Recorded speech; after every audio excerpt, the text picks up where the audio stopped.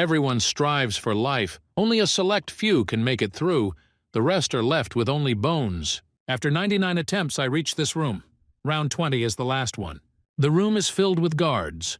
The golems will not retreat so easily, the all-powerful guard of the gate. Seal of death, and they crumble to pieces. Successful attack, 100% damage. They are huddled together. It is time for the night of death. Absolute darkness. They are blinded. Attacks from both sides, but there are too many enemies. Their attacks do not stop for a second. Acceleration, let them try to hit it. The magic circle on the floor is a trap. There is no way back, it's too late. The moonlight of destruction flares up. It will not spare even me.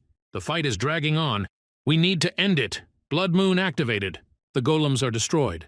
The room is clear, the door is ahead, it looks like a temple. The feeling says something is waiting behind the door. Step forward. The boss room is activated. The system requires a minimum of 5 participants. Failure to meet the conditions starts the countdown. 5 seconds until death. No escape. The body disappears in a vortex of light. Death confirmed by the system. Conditions met. Rune of conversion received. Last rune, automatic zeroing. 100 attempts completed. Time rolls back to the beginning. The 100th regression is activated. Finally, the moment has arrived. The square is overcrowded. The crowd is noisy, preparing to count down the last seconds. 5. He appears among people. 4. An expression of pain and fatigue on his face. He returned after a long journey. The game had trapped him again. 3. He shouldn't have been here again. It should have ended in the 20th round. 2. If only time could be stopped. Resources exhausted. 100 out of 100 used. 1. The rune of conversion is gone forever. This is the last chance to finish the game. It's now or never. The path must be taken. It takes 5 to open the final room. He must choose 4 allies. Time to decide who to go with to the end. A crowd of teenagers is making noise in the square, laughing and talking. A couple of guys are discussing how they will become adults. No more fake documents needed. One of them is unsure about the future, thinking about food delivery. Jerry will become a gangster. The others are shocked. They don't believe that he's serious. He wants to live his own life. The guys call him crazy, but they laugh. Someone jokes that they will break up with him right after graduation. They remember the errand boy. They won't let him go even after graduation. Laughter sounds in unison. The bullying will continue. Jerry points out that he probably thought it would all be over. But they won't give him that right. The boys notice a sullen boy in the crowd. They point at him with a grin. Their toy is here. The crowd continues the countdown. The time has come.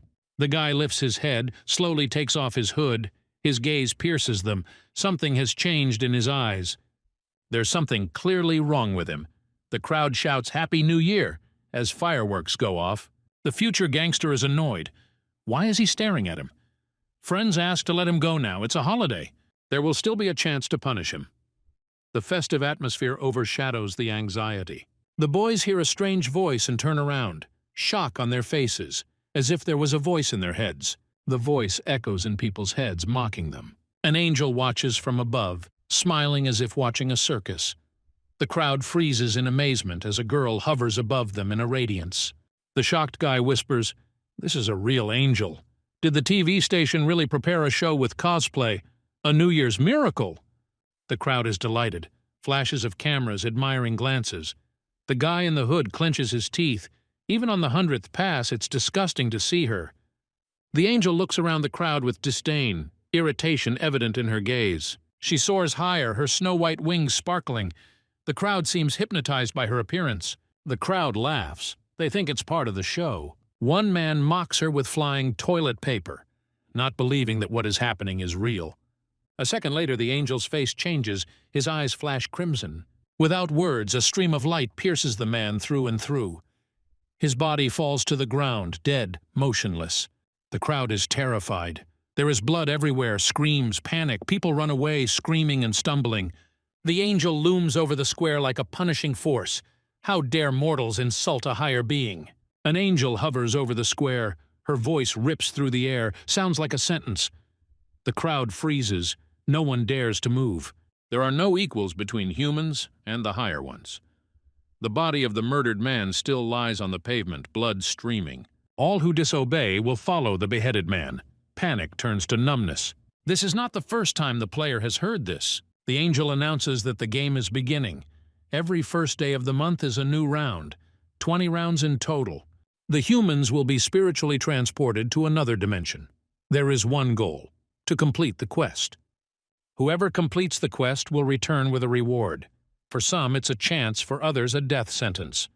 People look at each other in confusion, not believing what they heard. Some think that the angel will give them a chance to survive. But the truth sounds cold. The quest does not guarantee salvation. Only half will return alive. The rest will be unlucky. The crowd whispers, "How is this possible? The quest is already completed." Angel interrupts the hum. Her voice pierces everyone again. There is no hope that everyone will be saved.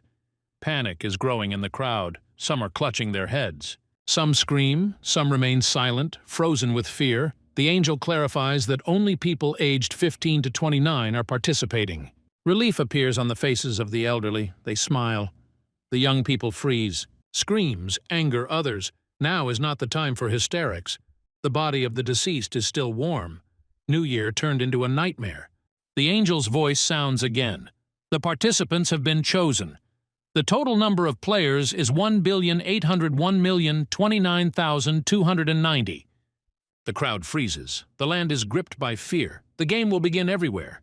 The explanation is complete. It is time for the game to begin. Everything around suddenly loses color, leaving only a blinding white light. A feeling of emptiness. No sounds, no images, no other people. This space is outside of time, outside of reality. The voice announces, the stage of spiritual movement has begun. Avatar creation is the next phase before the game starts. There is only one choice. Mistakes are not forgiven. Players must be careful. Nothing can be changed. The boy breathes in calmly. All this is already familiar to him. The decision is made. He will choose his usual appearance. The name he enters sounds in his head: Black Scythe. A soft glow emanates from his body. The settings are complete.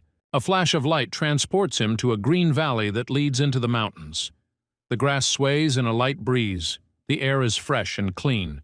This is the 100th time he has been reborn in this form. Since he chose the Black Scythe in the 12th regression, he has not changed.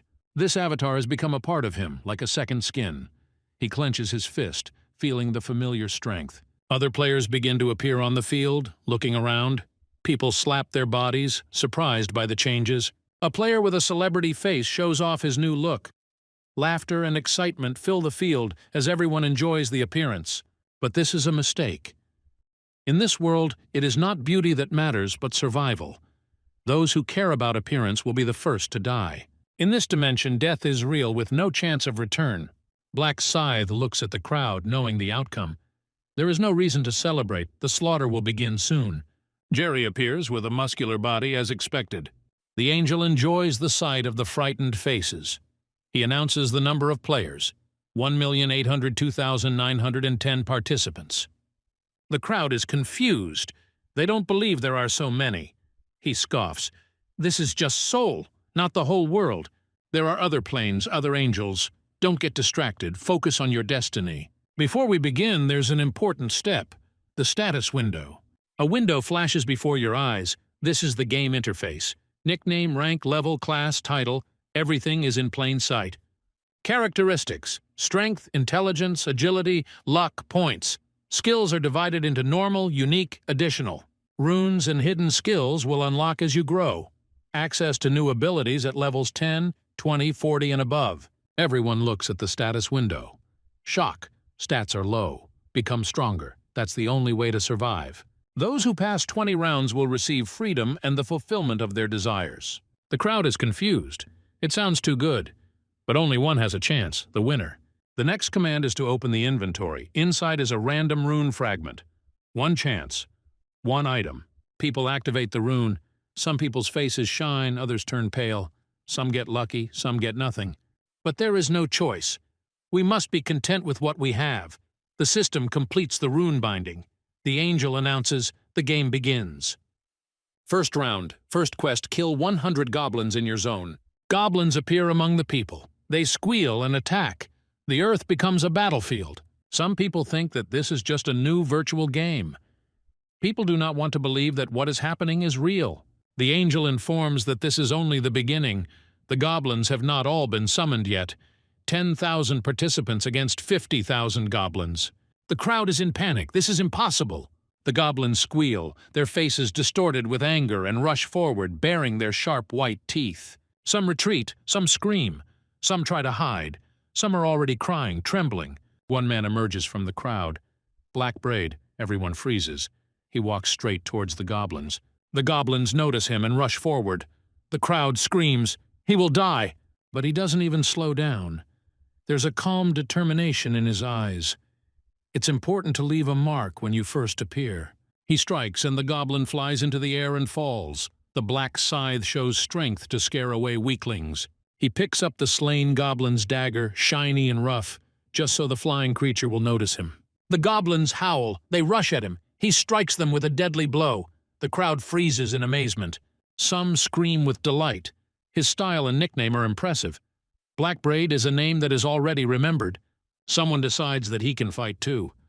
Goblins don't seem so scary. But then people fall dead. Goblins attack mercilessly. Everything turns into chaos. The goblins break into the crowd. A real massacre begins. Screams, blood, bodies, panic. The crowd rushes about. This is no longer a game. Goblins are savagely gutting people. Animal fear fills the mind. Now everyone thinks about only one thing: to survive. Black Scythe remembers. He once did the same. Only after the second reincarnation did he understand. It is impossible to escape. People hit an invisible wall. They can't go any further. It's a trap.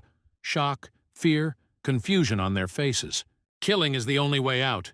To live, you must overcome yourself. Cries for help tear through the field. The survivors huddle together. An angel watches from above. A smile, amusement, crowd versus flock, an obvious massacre. Goblins are small in stature, but with daggers in their paws they are deadly, especially in a pack. But this boy is not like everyone else. Black Scythe. Progress. 71/100ths. The interface only shows the quest, the rest is hidden. The angel is angry, but this player has interested him, although the control of lower beings hurts the pride of the highest creation. 25 left to kill. Goblins flee, again in a pack. Black Scythe bides her time. Lightning strikes, lacerations. He wounds them before they can take a step. The field turns red. Black Scythe's arms are covered in goblin blood up to the elbows. He looks around the field. Who's next to fight him? The goblins stand hesitant. He freezes. The status window opens. Level 4, 2 new points, without hesitation, all in agility. This means move faster, strike faster, dodge easier. At the start, it is agility that decides who survives. The choice is not based on strategy, but on experience. He knows whoever is faster lives. The growth rate is impressive. It's enough to keep the angel's eyes on him. Time to finish. If the victim does not go to the hunter himself goes after it. He throws himself into battle like an arrow being released. Every strike is precise. Every movement is honed. Goblins fall one by one. Quest progress, 100 out of 100. Quest completed. First round passed. A glowing circle flares up around him. A soft, steady glow, a portal for those who survived. The reason for the goblin slaughter with such ferocity is not just to attract attention. First place is his goal. The top 3 players of each round receive special rewards, and these rewards are the key to victory. First place reward region-wide, low-rank weapon ticket. Rewards are given depending on the rank in the region and the overall rating. He can exchange it for one rare weapon. Black Scythe took first place among all regions. His prize is the special reward selection chest. Chest, not a random reward. The ability to choose is not just useful, but strategically important. He has a choice: a threatening longsword, a spear, a stiletto. Black Scythe selects a new stiletto, feeling its perfect balance and readiness for battle. The old goblin dagger lies on the ground, no longer of any value. Black Scythe decides to leave the chest with the choice of reward for later. Status window, acquired abilities and resources. Title previously unavailable in all 99 attempts. He activates a random rune fragment, hoping for a useful result. Received the time reversal rune, a rare ability with huge potential. An attempt to engrave the rune on the body ends in failure due to its special nature. The remnants of the rune penetrate the soul. The system recognizes him as a player who has completed 100 time travels. Obtained the title, the Last Time Traveler, a rank higher than any rune. Black Scythe realizes that she now has an advantage that others do not have. The Last Time Traveler title is active. Upon death, the player is transformed into a spirit for 1 minute. If desired, you can resurrect with full health restoration. This is a one-time ability. Titles are considered higher than runes. Resurrection is a rare skill available only to support classes such as priests. Restores a maximum of 30% of the player's health. Black Scythe realizes that he has received an exceptional advantage. It's good to have such a trump card up your sleeve, especially against the backdrop of chaos and death around. The title can be either public or hidden. It's time for the other participants to complete the quest if they want to survive this hell. He notices a familiar face. Jerry. He is exhausted but still alive. He is strong and resilient, there is no doubt about it. Amidst the carnage and panic, survivors cling to the chance to move on. The angel watching from above is bored, seeing how weak and predictable people are. The deaths are increasing. He muses that perhaps he made a mistake in creating such a one-sided massacre. Maybe we'll have some fun again, the angel thinks, looking at the field covered in blood. A woman sobs, clutching the body of a dead man. Suddenly, the bodies of the dead begin to disappear, causing panic. People look around in fear, not understanding what awaits them. The angel laughs and throws out a new threat, another 50,000 goblins. The battle begins with renewed fury. People, driven by fear and anger, rush into battle without hesitation. The number of goblins killed is growing rapidly, but the price is too high. Black Scythe stands in the center of the golden dome, watching the carnage. The angel watches closely, enjoying the chaos and suffering on the battlefield. 5,143 of 5,143 goblins killed.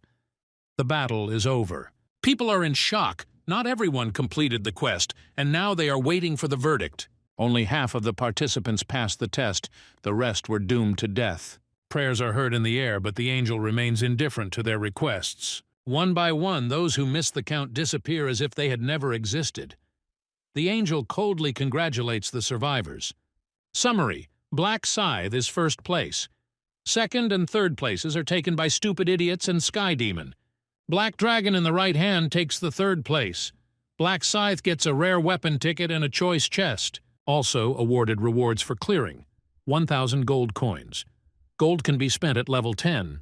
Black Scythe is sure that now everyone knows who the leader of the current rank is. All eyes are on him, the first in the region from their own camp. Angel watches with interest, amazed by the unexpected balance of power. She turns to Black Scythe, wanting to get an answer to the question of the source of his power. Black Scythe understands his data is hidden and does not want to answer. Suddenly a request sounds. He wants something more. He hints that the prize for first place is too modest. The crowd freezes. People are shocked by his impudence and courage. The angel is furious, her face distorted, for a mortal dared to question the reward given by her will. She wanted to watch him further, but now his arrogance became disgusting to her, like a slap in the face. The attempt to kill him fails, as her deadly ability was already spent earlier in the fight. Limited by the rules of the game, she cannot deal with him despite the hatred raging inside her. A sparkle flashes in her eyes and she comes up with a more sophisticated way to punish him. She decides to give him the best award, but she does so with a secret purpose hidden behind a polite smile. He orders all participants to remain in place and intends to speak with him alone. The crowd whispers, wondering how he managed to achieve more by questioning the will of a celestial being. People are jealous, discuss, build theories, believing that it's all because of his first place in the regional ranking. Amidst the tension and gossip, Black Scythe locks eyes with Jerry. Black Scythe follows the angel silently, his eyes filled with wariness and cold-blooded anticipation. Angel is irritated. She turns around and tells him to come closer, unhappy that he is keeping his distance. He closes the distance without saying a word, the angel watching her every move. The angel mentally curses his stubbornness. She is annoyed that she had to raise her voice. She despises the greed of people, considering them disobedient and unworthy creatures. Irritation develops into a desire for revenge, to kill him right now, as soon as the chance arises. Death awaits him behind this stone. It will deal a fatal blow. Angel weighs the risk. Killing a player without system permission could have catastrophic consequences. Players can band together, complain about unfairness, and undermine the balance of the entire game. The realization of responsibility forces the angel to look for a way to eliminate the player without witnesses. And suddenly she receives a crushing punch to the face. Her head snaps back, shock in her eyes. For the first time in a long time, she's caught off guard. A moment hangs in the air until the silence is pierced by the echo of a blow. A black scythe rises above the body of the fallen angel, his eyes cold and dispassionate as death. The angel is in shock, does not believe what is happening. His mind refuses to accept reality. Rage seethed inside, and only one thought was heard in his head. How dare he, the fucking pathetic mortal! In an instant, the black scythe disappears from the spot, leaving behind a trail of air. He appears behind the angel, grabbing him with a strong grip. The angel tries to break free, but his strength is fading. Panic is replacing contempt. A sharp surge of pain pierces the body. A scream escapes from the angel's throat. The black scythe cuts off his wings with one precise movement, as a symbol of victory over the angel. Black Scythe looks down on him, his voice filled with cold satisfaction and confidence. The angel writhes in pain, lying on the ground without wings, his eyes full of horror and disbelief. Now he definitely won't run away. Black Scythe's cold remark sent shivers down his spine. Pain appears on the angel's face, but Black Scythe continues without a drop of pity. A couple more minutes and Black Scythe would have been dead, and the angel would have laughed nastily. The angel would try to kill him with the dagger she hid in the wing. A thin dagger blade actually protrudes from the wing stump.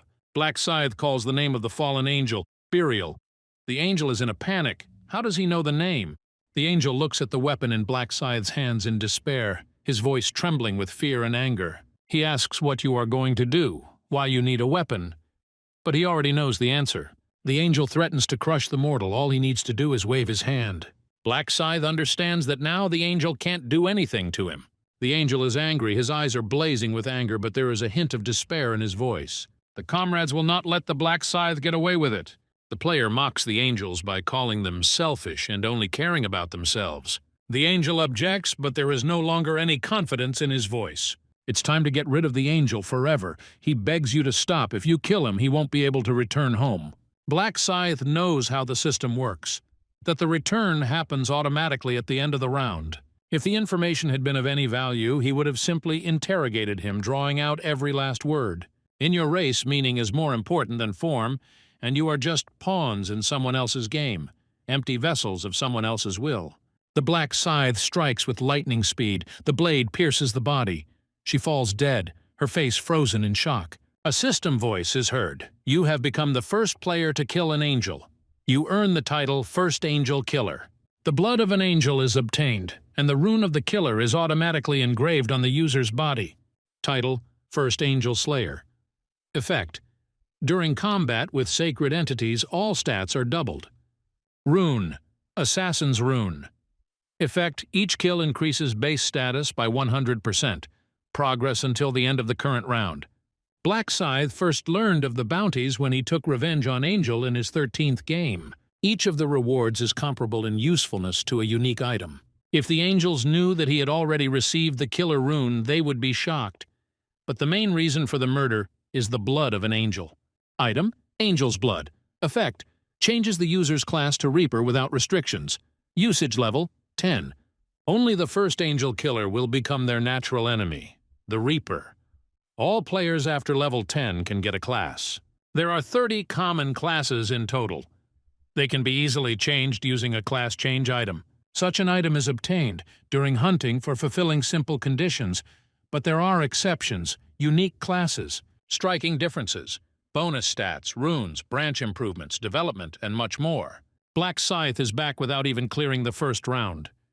He'll use the reward for first place in all regions first. Available options: experience buff, save, 2,000 gold, information about the second round. The most important thing now is to reach level 10 and change class. The choice is made.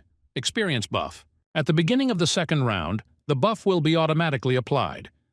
This is the last attempt. No half measures. He must become stronger by any means available. End of round 1. All regions. Survivors: 900,514,645. Current region. Survivors: 5,143. Your soul returns to the real body. The second round will begin on February 1st, 2023. Congratulations, you survived. See you in round 2. Everyone woke up in the square as if nothing had happened.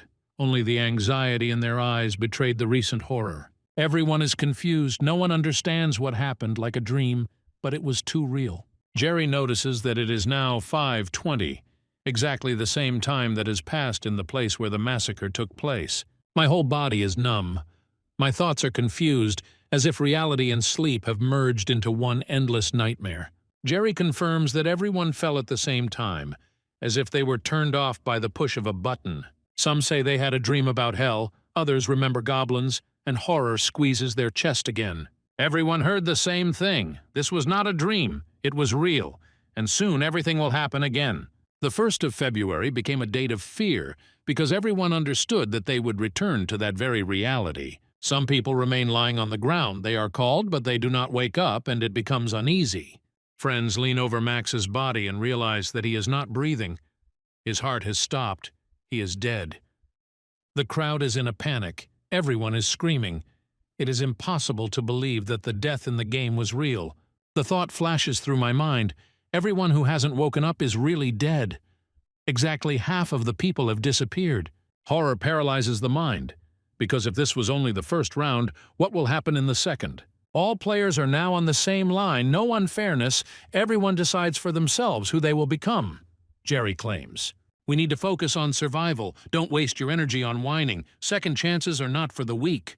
We didn't even have time to sort things out properly, and already we had to fight for our lives. This is not a game, this is a massacre. Jerry is considered crazy. If you think that someone will have time to get used to it, then it's either fight or die. He's always lived at the bottom, so you have nothing to lose. You don't care if you die today or tomorrow. Friends are not going to die.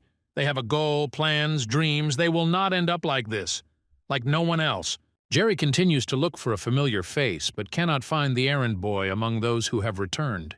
Maybe he didn't survive the first round and didn't wake up. He was one of the first to die.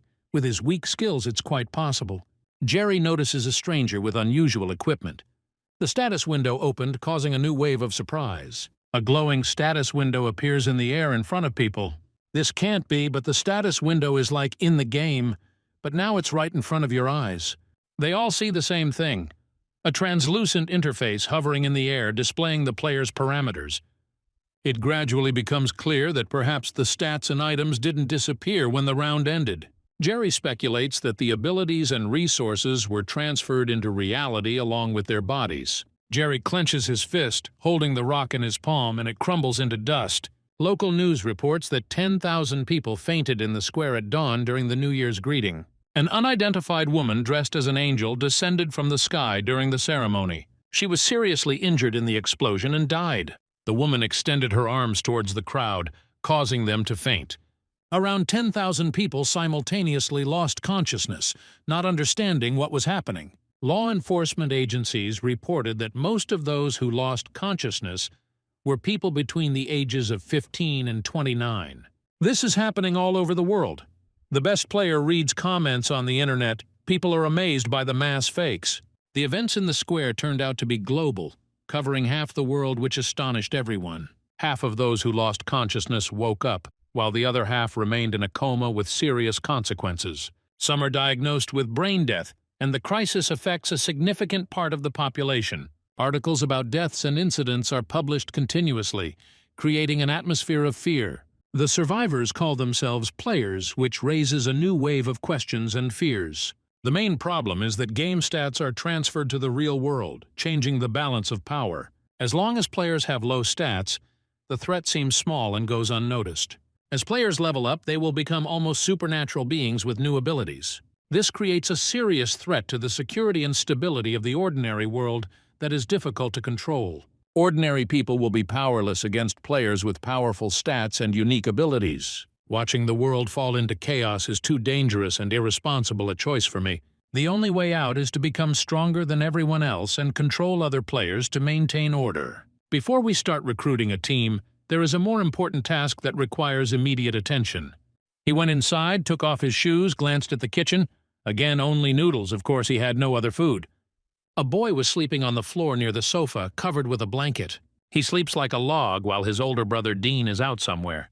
This is my younger brother Sammy. He is now in the 3rd grade of high school. Before, we were a very ordinary family, nothing special, but everything changed after that accident. When my parents died in a car accident, I was faced not only with the funeral, but also with his care. The hardest part of all this is that now I am the only one he has left. Sammy wakes up realizing that morning has already arrived. Dean quickly rips the blanket off him. No time for sleep. It's 6 o'clock, but there's a sense of urgency and excitement in the air. Dean urges him to get ready, promising to explain everything on the way. Sammy hesitantly asks about the plan, but gets no answer. The world has plunged into chaos, and the New Year's Eve celebration on the square becomes fateful. They walk along a deserted street, feeling the oppressive anticipation of change. Dean has a focused, serious face. Sammy can't figure out what's going on. He still doesn't know the whole truth, and this is evident from his confusion. Sammy grabs his cell phone and starts searching for news. He reads in amazement about the angel woman and the thousands of lost souls. The truth is staggering. The souls were taken to another world. Dean confirms that he was there too, fought and survived. He talks about killing hundreds of goblins and returning after the mission. Sammy is shocked, barely believing that his brother is safe and sound. Dean assures him that he is fine, but Sammy's worry does not go away. He admits that Dean became a good caregiver after his parents died. He replaced his parents and quickly grew up.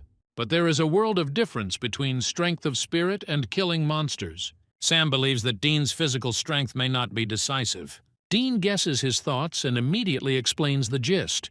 He says that in that world the stat system worked, like in games. Physical strength from the real world didn't matter there. Sam calms down a little, realizing that things aren't that simple. Dean promises that everything will become clear soon. You just have to wait. Sam doesn't understand what he's getting at and insists on an answer. He stops, refusing to go on blindly. Dean reveals the target, hiding Ben, the most dangerous student at their brother's school. Sam is surprised.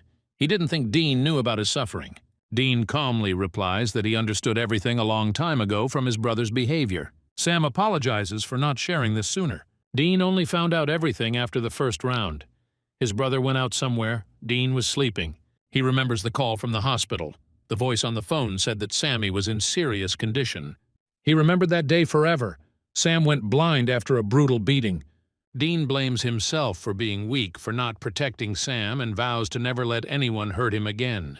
Dean is determined that no one will dare to hurt his family again. In the back alleys, one can hear dull blows and muffled groans of beaten teenagers. Ben, furious, his face distorted with anger, kicks those lying on the ground. He demands money, accusing you of disobedience, not listening to excuses. Those standing nearby watch silently, without interfering, only whispering to each other. They talk about him like a monster. Even high schools try to avoid him. Ben rules the teens with force, and everyone knows not to mess with him. Even his own henchmen suffer from outbursts of anger and random cruelty. He wanted to buy a bike with the money. He grumbles that everyone around him is useless and demands that they come up with a way to get cash. One of the guys remembers Sammy, a small kid who was easy to bully. The idea quickly finds support. Call him and knock out every penny. They remember that he is homeless, lives in poverty, and his parents died. In Ben's eyes, he is the perfect target.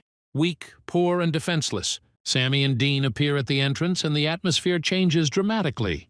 Ben flinches at first, but quickly recovers and begins to make sarcastic remarks.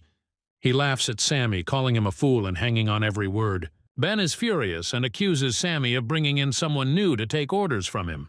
Dean answers by saying his name. Soon he will remember it forever. He accuses Sammy of being a snitch and threatens that today will be the end of them. One of the bandits scoffs, not believing that he will have to fight the errand boy. He compares heights with disbelief. But then he receives a crushing blow to the face, falling unconscious. The rest freeze in surprise, not believing their eyes. One of them rushes at Dean with a scream, but he deftly dodges. The bandit loses his balance and falls onto the asphalt. Two more try to attack at the same time, shouting threats. But Dean moves with lightning speed and knocks them both down in an instant. There are 4 people lying on the ground, unable to get up. Only Ben remains. He looks at what is happening with a grin. He pretends to be unimpressed and tries to tease Dean.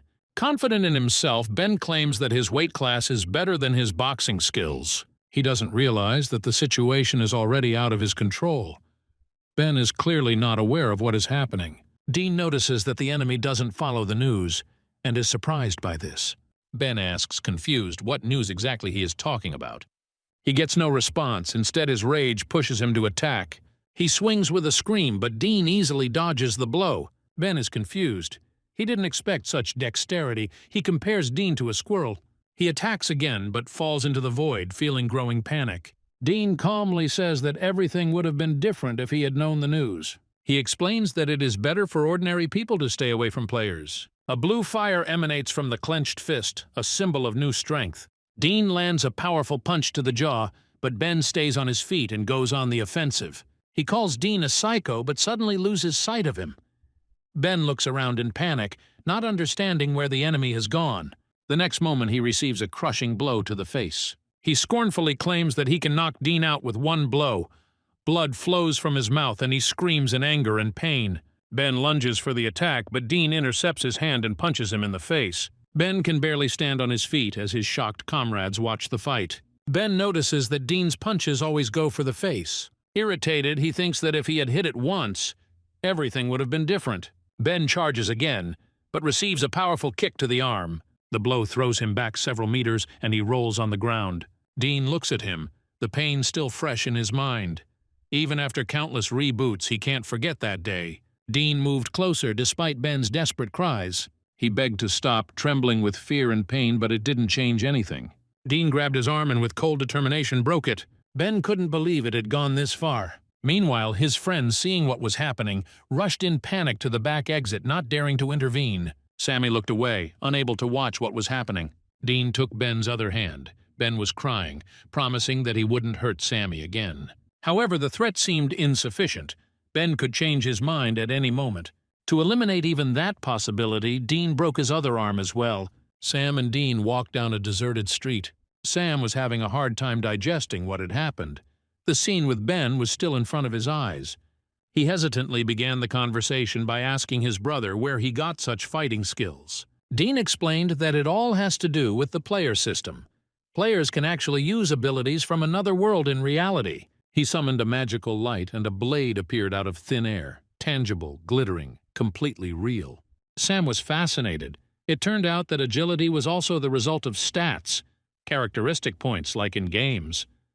Dean had 11 of them. For comparison, the average adult would have about 3, and an athlete would have 10. Sam wondered what would happen if he went up a level, but Dean dodged a direct answer. He hadn't reached that heights. Actually, it was a lie. Dean remembered it all too well. He was no longer a rookie. At the 11th regression, he told Sam the whole truth, and paid for it. One of the players then kidnapped Sam. Dean glanced at his younger brother. Sammy was still too young to understand how harsh life could be, and yet it was precisely for his peace of mind that he was going to do the impossible. Dean had already taken revenge for the past, for the pain that had been caused to Sammy. But now it was only the beginning. In the upcoming battles between players, you had to be ready not only to win, but also to protect someone dear to you. He suggested going to the grocery store so that his brother could at least have a proper breakfast today. Sammy happily agreed. Dean pulled into an ATM. He withdrew all that was left. 133,001. It was his last savings. Sammy noticed it right away. He was worried, because he thought there was no money in the house. Dean was sure everything was under control. Sammy asked in surprise where he was going. Noodles was in the other direction. The older brother suggested choosing any food. It was New Year's after all. Sammy was skeptical. The prices in the supermarket were too high. But in the end I chose grilled pork belly with red chili paste, something I've been wanting to try for a long time. It seemed to him that this was already a holiday. Sammy smiled slightly, but there was uncertainty in his gaze. He clutched the package of food to himself as if it were something especially valuable. Dean watched him calmly, silently promising that from now on everything would be different. Neither hunger, nor cold, nor fear. Nothing will touch his little brother anymore. They began to eat, and Sammy enjoyed his food with pleasure. His brother encouraged him to eat more, and Sammy was grateful. Suddenly, Dean reminded them of his plans and left, leaving his younger brother at the table. Dean returned with a pen and lottery tickets. He bought 20 of them. It seemed reckless to spend so much money for a chance to win. But Dean insisted that he marked all the tickets at once because they were the winning numbers. The 1049th lottery draw began. Sammy regretted wasting 100,001. He should have bought something tastier. Sammy bit his nails nervously as the prizes were announced one by one. Numbers 3, 18, 9, 21, and 1, with a bonus number of 5. It was incredible, their #1 first place. Sammy couldn't believe it and asked Dean to pinch him to make sure it wasn't a dream. Dean just laughed, confirming the reality of the event. The joy of winning was enormous, although restrained in order to hide the secret from the neighbors. Over time, such wins became a habit for Dean, an obligatory part of life after each regression. Rapid accumulation of money has become vital, because 900 million people have already died and the economy is reeling. Trading of items between players, which was to take place in the future. Payment was made exclusively in cash. It's incredible that out of hundreds of participants, they took first place. The size of the win remained a mystery, but it was clear that it was significant enough to shake the world around him. A bank called No Bank. Dean often won first-place prizes, so he no longer felt nervous. He came to receive his next lottery prize. The bank employee congratulated him and asked where he had purchased the ticket. Dean replied that it was at the 24th Street branch. It turned out that this time there were as many as 115 winning tickets, and almost all of them were issued in one place. Insane. One person could buy all these tickets. If someone reports that they won a ticket in street, they should immediately inform the director. They are guaranteed VIP status. A few minutes later, the bank director Michael himself approached Dean and congratulated him on his win. He invited Dean to go to a more secluded place. The secretary watched the guest with curiosity, wondering if he was the director's son. They explained to her that he was a VIP guest who had come to collect his prize, and they instructed her to ensure his comfortable stay. Hearing that the person in front of her was a VIP, she realized that this was the very person who had won 100 tickets. She reminded herself to stay calm and focus on work. Dean was invited to sit down. He was in a private office. The secretary politely offered him drinks, but he declined, saying it was more important to get his winnings as soon as possible. He handed her a stack of tickets. She checked them, and was amazed to find that 100 tickets had the same winning numbers. She was stunned by this coincidence. It must be magic, she thought. The check was completed with confirmation. All 100 tickets did indeed win first prize. When Dean asked how much he would receive, the employee explained that the total winnings were around 22.5 billion won. After taxes, he will receive 15 billion. From that moment on, things began to develop rapidly. Immediately after receiving the funds, Dean purchased a home. That same evening, he opened an account on the exchange. Knowing that the Bitcoin exchange rate would jump the following month, he intended to invest in cryptocurrency first, and then in other assets through the exchange. Sammy looked around the new house with delight, spacious, modern, with a well-kept garden and a view of the city. He admitted to his brother that he had never seen anything like it in real life, except perhaps in photographs. Sammy, surprised, asked why the house was rented and not bought, since it seemed like they now had enough money. Dean explained that he invested almost all of the money, except for 1 billion won, in Bitcoin. He made this decision consciously. The cryptocurrency rate was expected to rise rapidly in the near future. Sammy couldn't hide his surprise. 14 billion won sounded like something incredible. But Dean reassured him. He had thought everything through in advance, and in an emergency, he could always make money again on the lottery. Moreover, he saw 4 winning sets of numbers in a dream, and he trusted these dreams. Sammy was absolutely delighted. He had only heard of people seeing winning numbers in their dreams. He anxiously asked Dean not to forget these numbers under any circumstances, as if he was afraid that they might evaporate. This had happened hundreds of times, and each time he followed exactly the same path. Then he suggested lunch because there was a move ahead. Sammy looked surprised, and then Dean remembered what he hadn't said yet. They were moving into a new house today. His fist was still shaking from the last blow, which had left a dent in the concrete the size of a football. He chuckled. The decision to put all the points into strength was not only bold, but also damn effective, especially considering that he got a rare rune of power, an artifact that doubles physical indicators. Jerry stood in front of the cracked wall, breathing heavily. He even thought that the legendary Tyson, if he saw his punches now, would be jealous. He clenched his fists, energy literally boiling in his veins, demanding an outlet. The strength was asking to come out, demanding to test itself not on a soulless wall, but in a real fight. Jerry stood in front of the door, holding back his anger. He was sure Dean was hiding inside. His gaze grew angrier. Jerry knew, after Dean looked at him with contempt. Leaving it all to just go was not an option. He was going to teach him a lesson personally.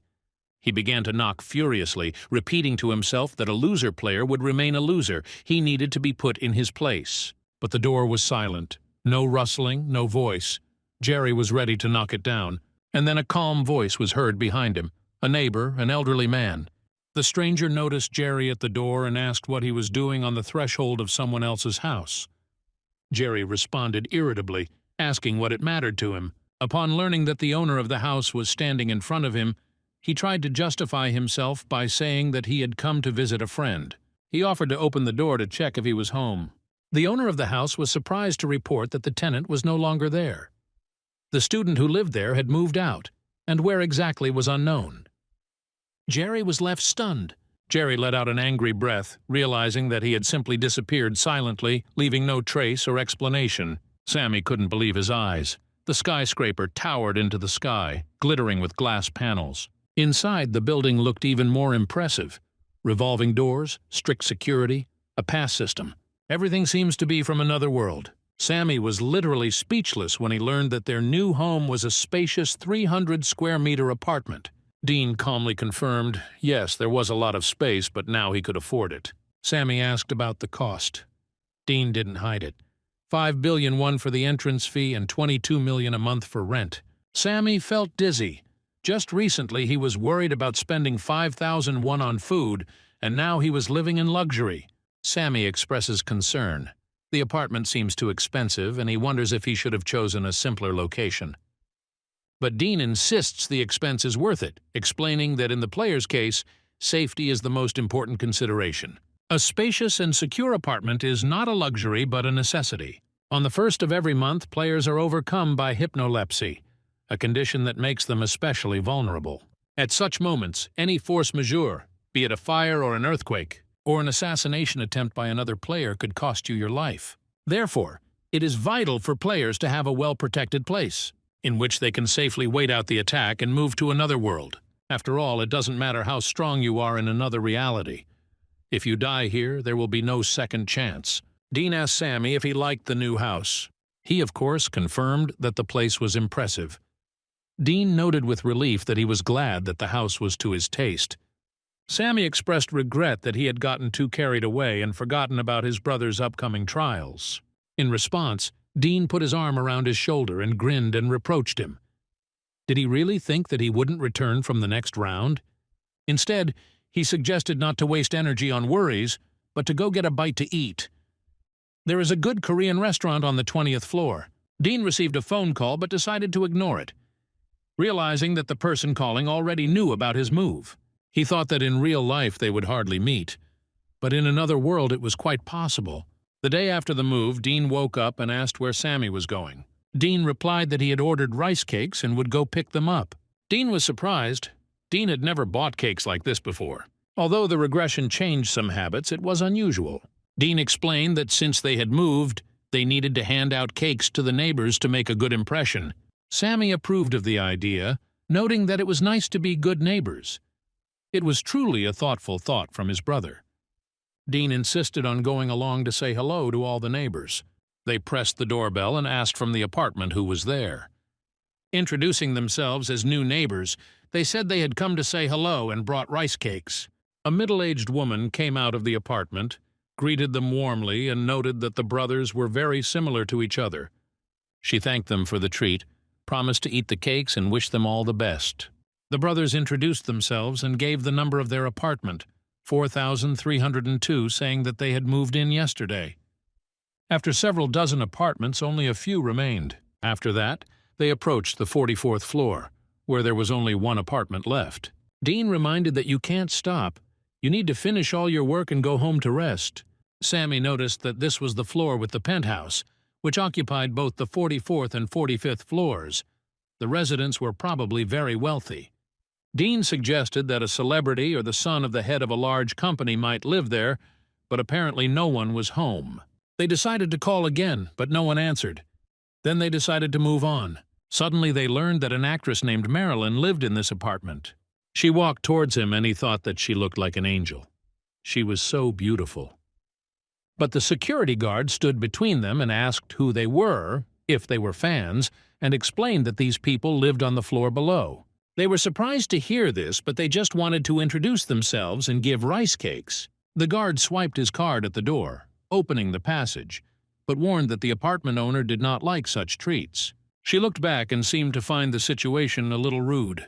Dean tried to calm Sammy down by telling him not to pay attention to such trifles.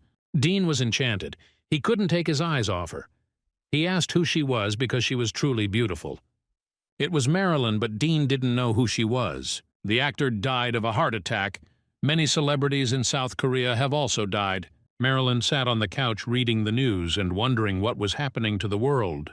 Her friend Aaron sent a message asking if she had seen the news and asked if she would go to actor Jin's funeral. Marilyn replied that she would definitely go because the Salins always took care of them. She remembered that even the most popular Salins couldn't survive the first round. But she thanked Tarun for helping her avoid being in the news. Marilyn sat in silence, reflecting on the changes in her life. She had become quite popular, and looking at the news, I couldn't help but imagine what her death would look like in the headlines. Deep down, she wondered if she would have achieved all this without sponsors. She was given a luxurious penthouse.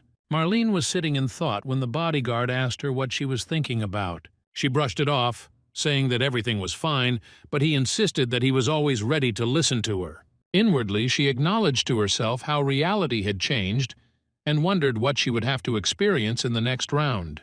The bodyguard hastened to reassure her, assuring her that she had nothing to worry about and that she could rely on him completely. Marlene agreed. If she was going to trust anyone, it was only him. She recalled how she had initially been wary of his appointment, believing that he had been assigned to keep an eye on her. But now she understood.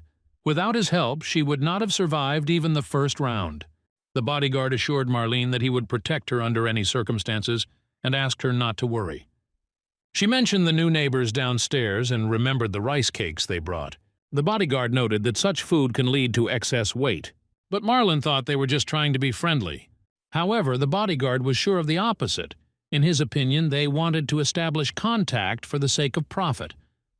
If the treat were accepted, they would begin to pester us. Marlene did note, however, that she didn't think they were bad. One of them looked older than 15 years old, which meant he had to pass the first test and kill 100 goblins. She was surprised that anyone could go through this and look so calm. The bodyguard reminded that Marlene herself had completed this task, and those who couldn't were simply too weak. However, she admitted that, in her impressions, her neighbor turned out to be quite skilled, although not as formidable as Black Scythe. Meanwhile, on Tuesday, January 31st, at 11 o'clock, Sammy was cleaning and Dean came home. He reported that he had won another prize of about 15 billion won, which was less than the previous one.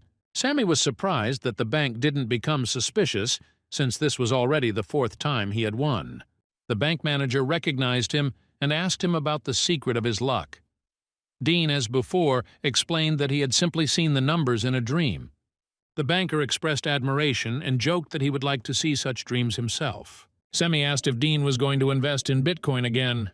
He confirmed. The rate had risen to 150 billion. Sammy began to doubt. Maybe he should sell everything while the price was high. But Dean replied that it was too early and asked not to worry. He could handle it himself. Then he suggested going to eat. After dinner at the restaurant, Dean and Sammy strolled leisurely through the city at night, enjoying sweets and a rare moment of peace. It was January 31st, Tuesday, 11:55. Sammy was sitting by Dean's bed. He held his hands tightly and did not take his eyes off his face. He could hardly hide his anxiety. Sammy was full of anxiety. Dean tried to speak calmly, reassuring Dean that he could do it.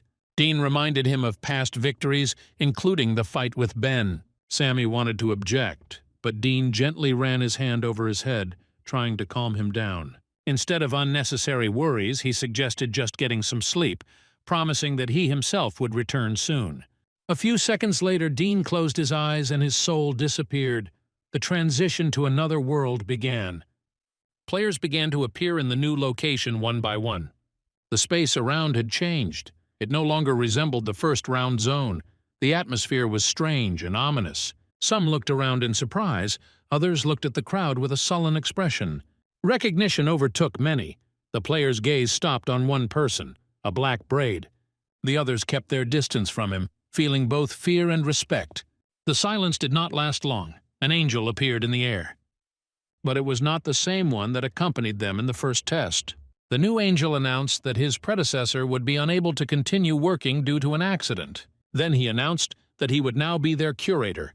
It was time to announce the rules and the essence of the task for the second round. The angel began to explain the rules of the second round. Immediately after his words, a dialogue box with information appeared in front of each player. Round 2. Task. Choose a regional representative within the allotted 3 hours. Participants in the region, 5,143, passed. 5,143. Confusion hung in the air. Everyone expected to see a battle with monsters, but instead they were faced with a vote. One of the participants noticed the number of those who passed. She was filled with hope. All she had to do was vote, which meant that everyone could survive. The angel confirmed, "A fight is not required this time. All that is needed is to choose a representative." But the warning was harsh. The representative would gain power over the zone. He would be able to give orders, and if he wants, he can make others suffer, even die. It is not just a title, it is an authority, almost divine within the region. The choice had to be made within 3 hours, voting and returning home. Angel called it a rest. The round seemed easy. Vote and survive. No monsters, no traps. For the first time, the rules weren't terrifying. The players immediately began discussing possible candidates. Some were happy about the simplicity of the task, others about the potential power. Jerry was disappointed. He put everything into strength, dreaming of fighting, and here, debates and elections. The irritation was building. No opportunity to prove oneself in battle, only voting. But among them there was one who knew more. He remembered how everything happened last time. And now, too, everything was going according to a familiar scenario. But the most important thing was hidden. The second task was just a facade. The real challenge is the hidden quest of the second round. It appeared without announcement and was not shown to most players. Those who knew already understood. Now is not the time to engage in arguments. Time is a resource and it must be used correctly. Deep in the forest, he noticed a silhouette, a goblin, sneaking into the bushes. The creature didn't have time to react. He darted forward with lightning speed and the blow flew through the air.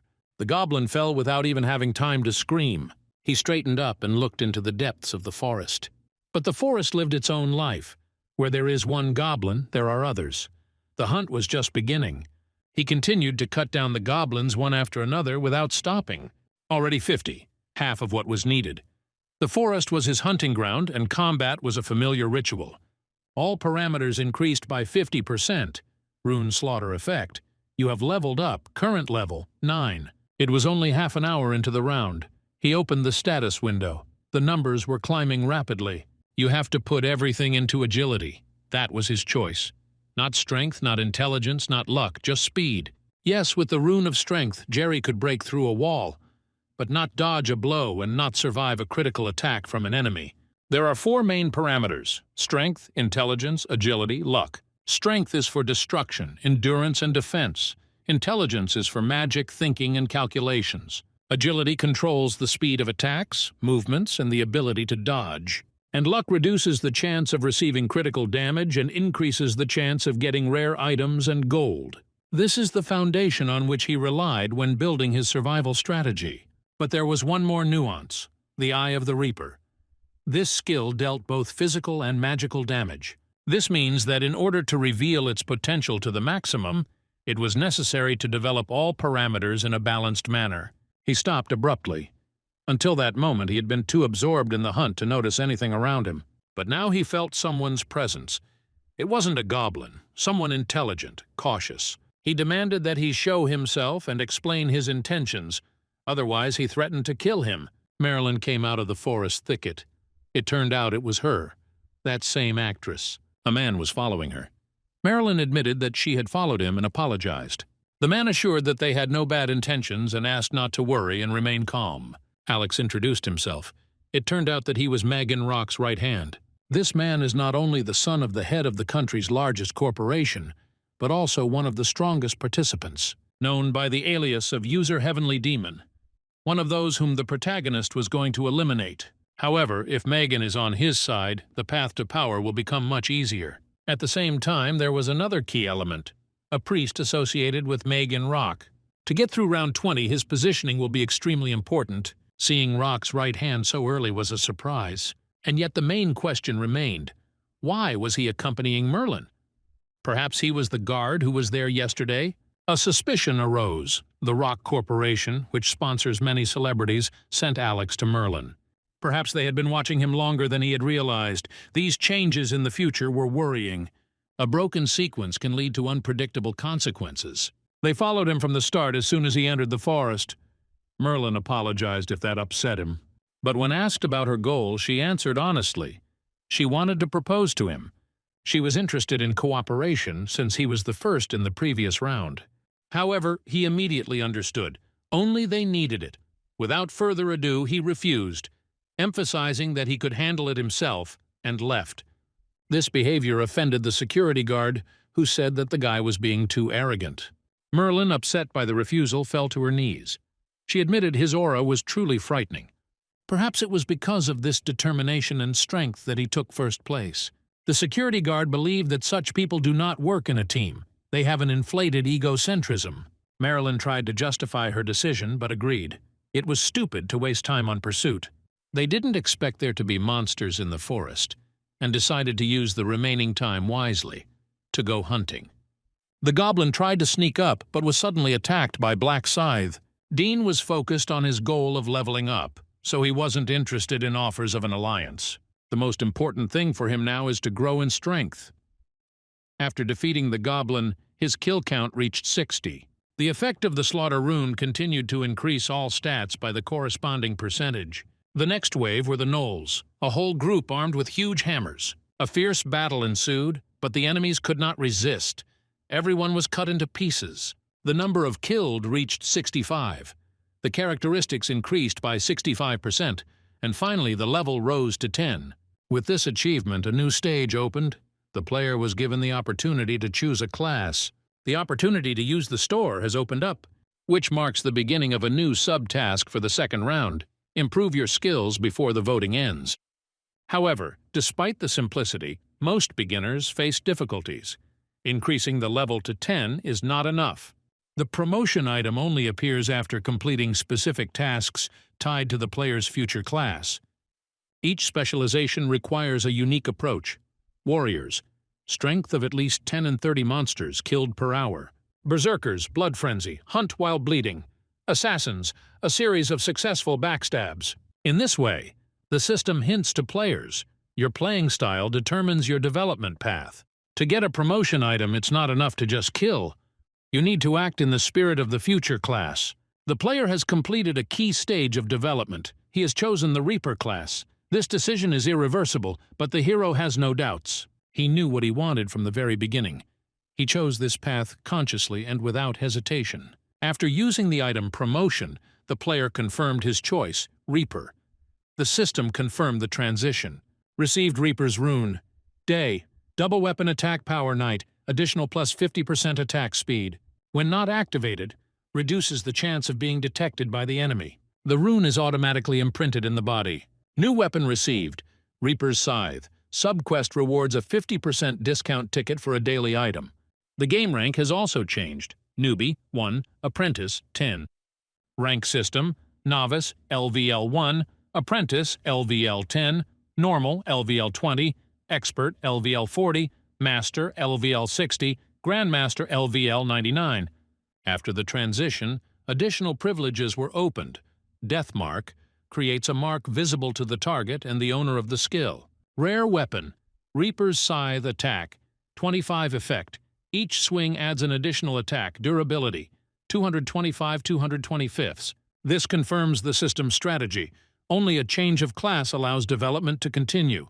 Rewards for first-class transition, random gold pouch, tracking skill, determines location. Deciding not to waste time, Dean activated the skill, search for a target, matches of name and appearance confirmed. Target, Jerry. The system confirmed the match between the face and the nickname, and tracking began successfully. It is 190 meters away from the target. To track the target, you need to follow the arrow in front. Dean noted that the distance between him and Jerry had decreased from 2 kilometers to 190 meters. It didn't look like a coincidence. He assumed that Jerry was also hunting in these woods. The guard and Merlin were at their limit. Their strength was leaving them. Merlin fell, unable to move anymore. She gasped in pain, trying to explain that the leg where the arrow had hit felt like it was burning. The guard reminded them that physical injuries do not carry over into reality, and if they can survive, they will return home unharmed. He did not hide his anxiety. The situation was critical. The movement was slowing down, and there was little time. But before they could decide where to go next, Jerry and his group appeared from behind. The guard clenched his fists, realizing that the escape was complete. Jerry grinned, his words full of mockery. He emphasized that they were not interested in the guard. They came for Marilyn. Her appearance, her famous face, even her nickname, all this made her a tasty target. It didn't matter to Jerry whether she was really the one. The main thing was that the outside matched. When he suggested to the guard that he leave Merlin and go away, supposedly sparing him, he did not hesitate. Despite his fatigue and fear, he was not going to betray Megan Rock's trust. He didn't care about the girl. The refusal was firm. He decided to fight despite the enemy's numerical superiority. Jerry watched the guard mockingly, taking his fighting stance with a smirk. His words were full of contempt. He reminded that attack in this world cannot be punished, but then laughed at it. Laws, in his opinion, had no force in this reality, where even identity could be questioned. The guard clenched his teeth. In this world, the one with the most power is right, and he had no choice but to stand up for himself, even with injuries. And then Dean showed up. His appearance changed everything. Jerry was confused. He didn't notice how he snuck up. The guard explained the situation: an ambush, an attack, a threat to Merlin. He asked help would be invaluable. Jerry tried to brush it off, to pretend it wasn't worth the trouble, but Dean was adamant. He knew these people. His body began to emit a red glow, a sign of his power activating. The scythe, the symbol of his class, materialized in his hand. Dean's words were cold and final. He was not going to let this go unpunished. Jerry stood in front of Dean, clenching his fists nervously but holding back his fear. His voice was defiant. He was trying to save face despite the internal panic. He asked what exactly Dean wanted from them, but quickly realized that the situation was getting out of control.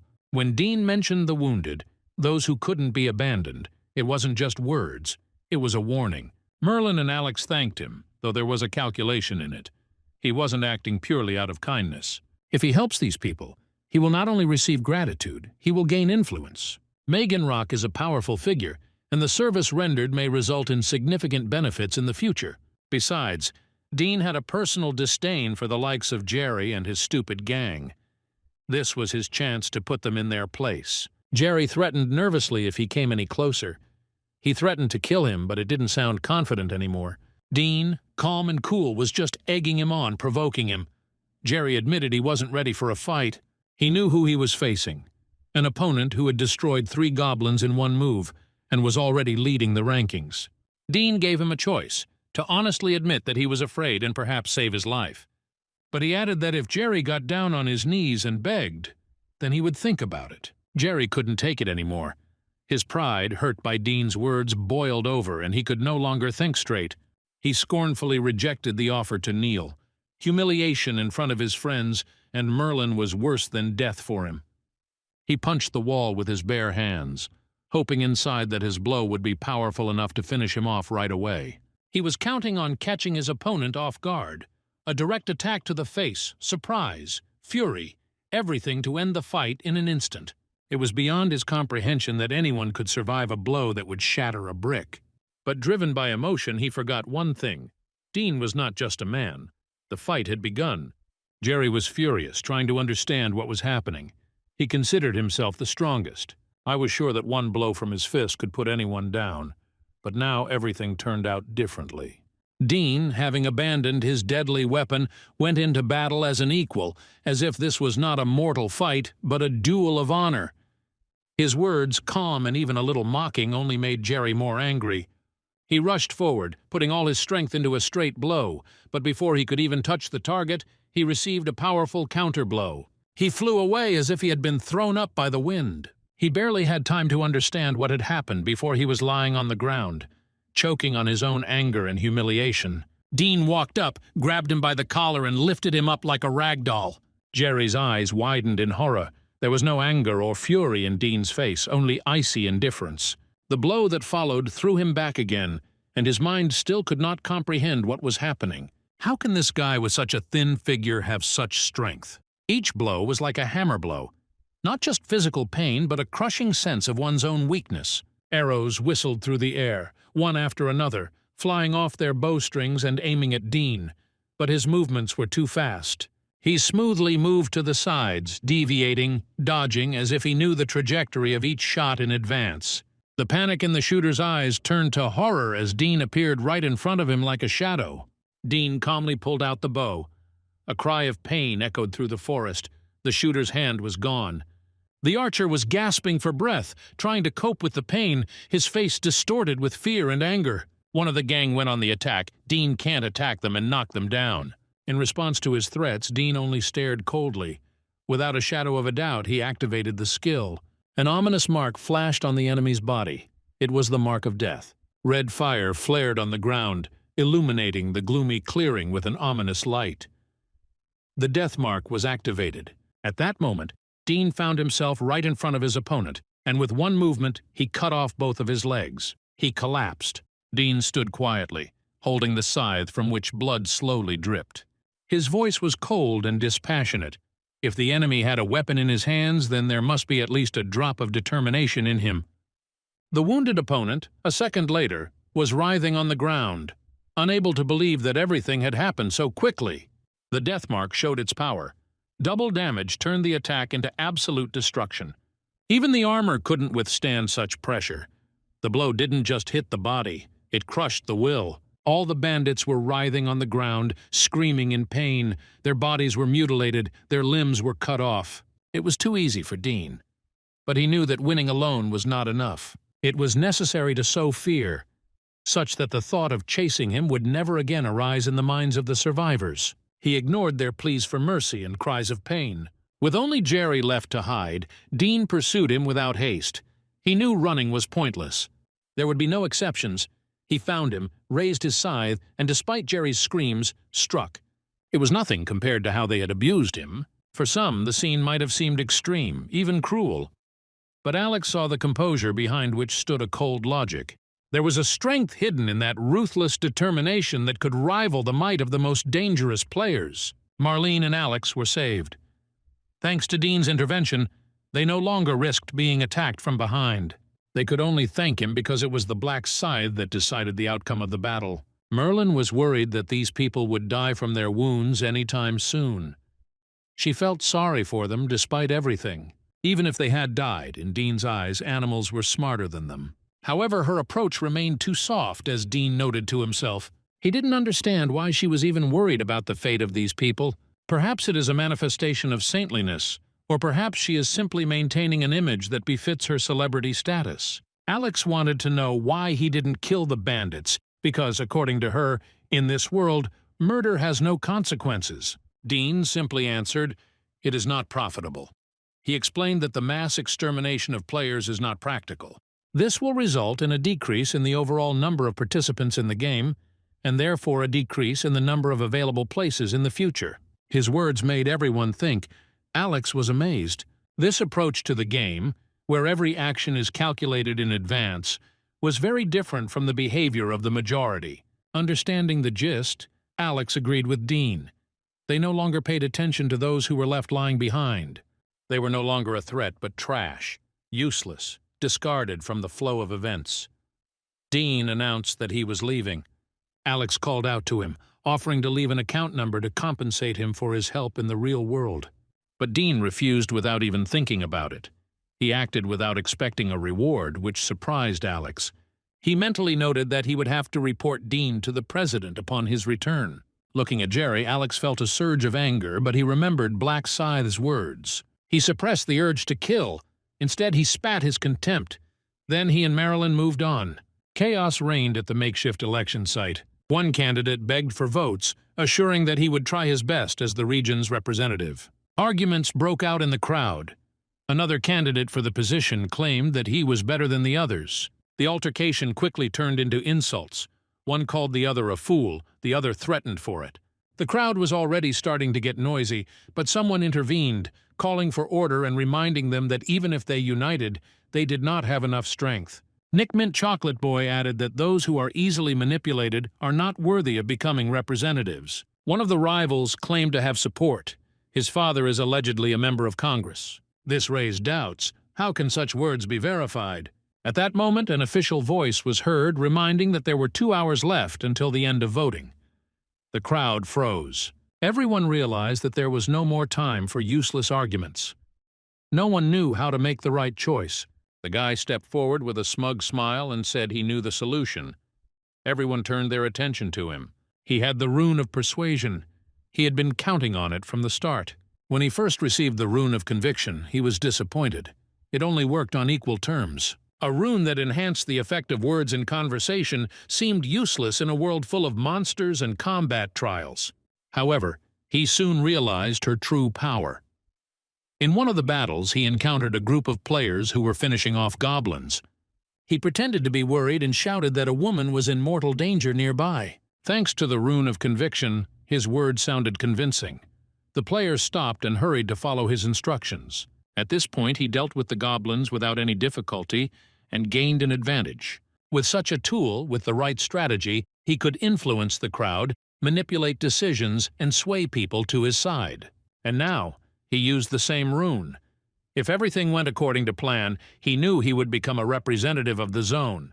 To move forward, it was suggested to first select 5 and then hold a final vote. The idea seemed reasonable to most, and soon proposals began to be submitted. The restrictions on self-nomination came as an unpleasant surprise to some. People, not knowing whom to propose, were lost in indecision. He took advantage of this, using persuasion. Soon one of the players said his nickname, right on schedule. The Mint Boy looked confident, was already expressing reasonable ideas, and had won favor. As expected, others quickly supported the proposal. Following this, the names of other popular players began to sound. Black Scythe, who gained authority after bright battles. Then there's Life is Only a Documentary, which performed well in the previous stage. And finally, Black Dragonflame, which was consistently among the top 3. 4 candidates were quickly chosen, but the 5th was not found. It was decided to stop at these 4. Before the final vote, each candidate had to briefly introduce themselves, talk about their goals, and approach to leadership. The manipulator watched this with interest. He knew that he could influence the outcome. With a rune, everything was going according to plan.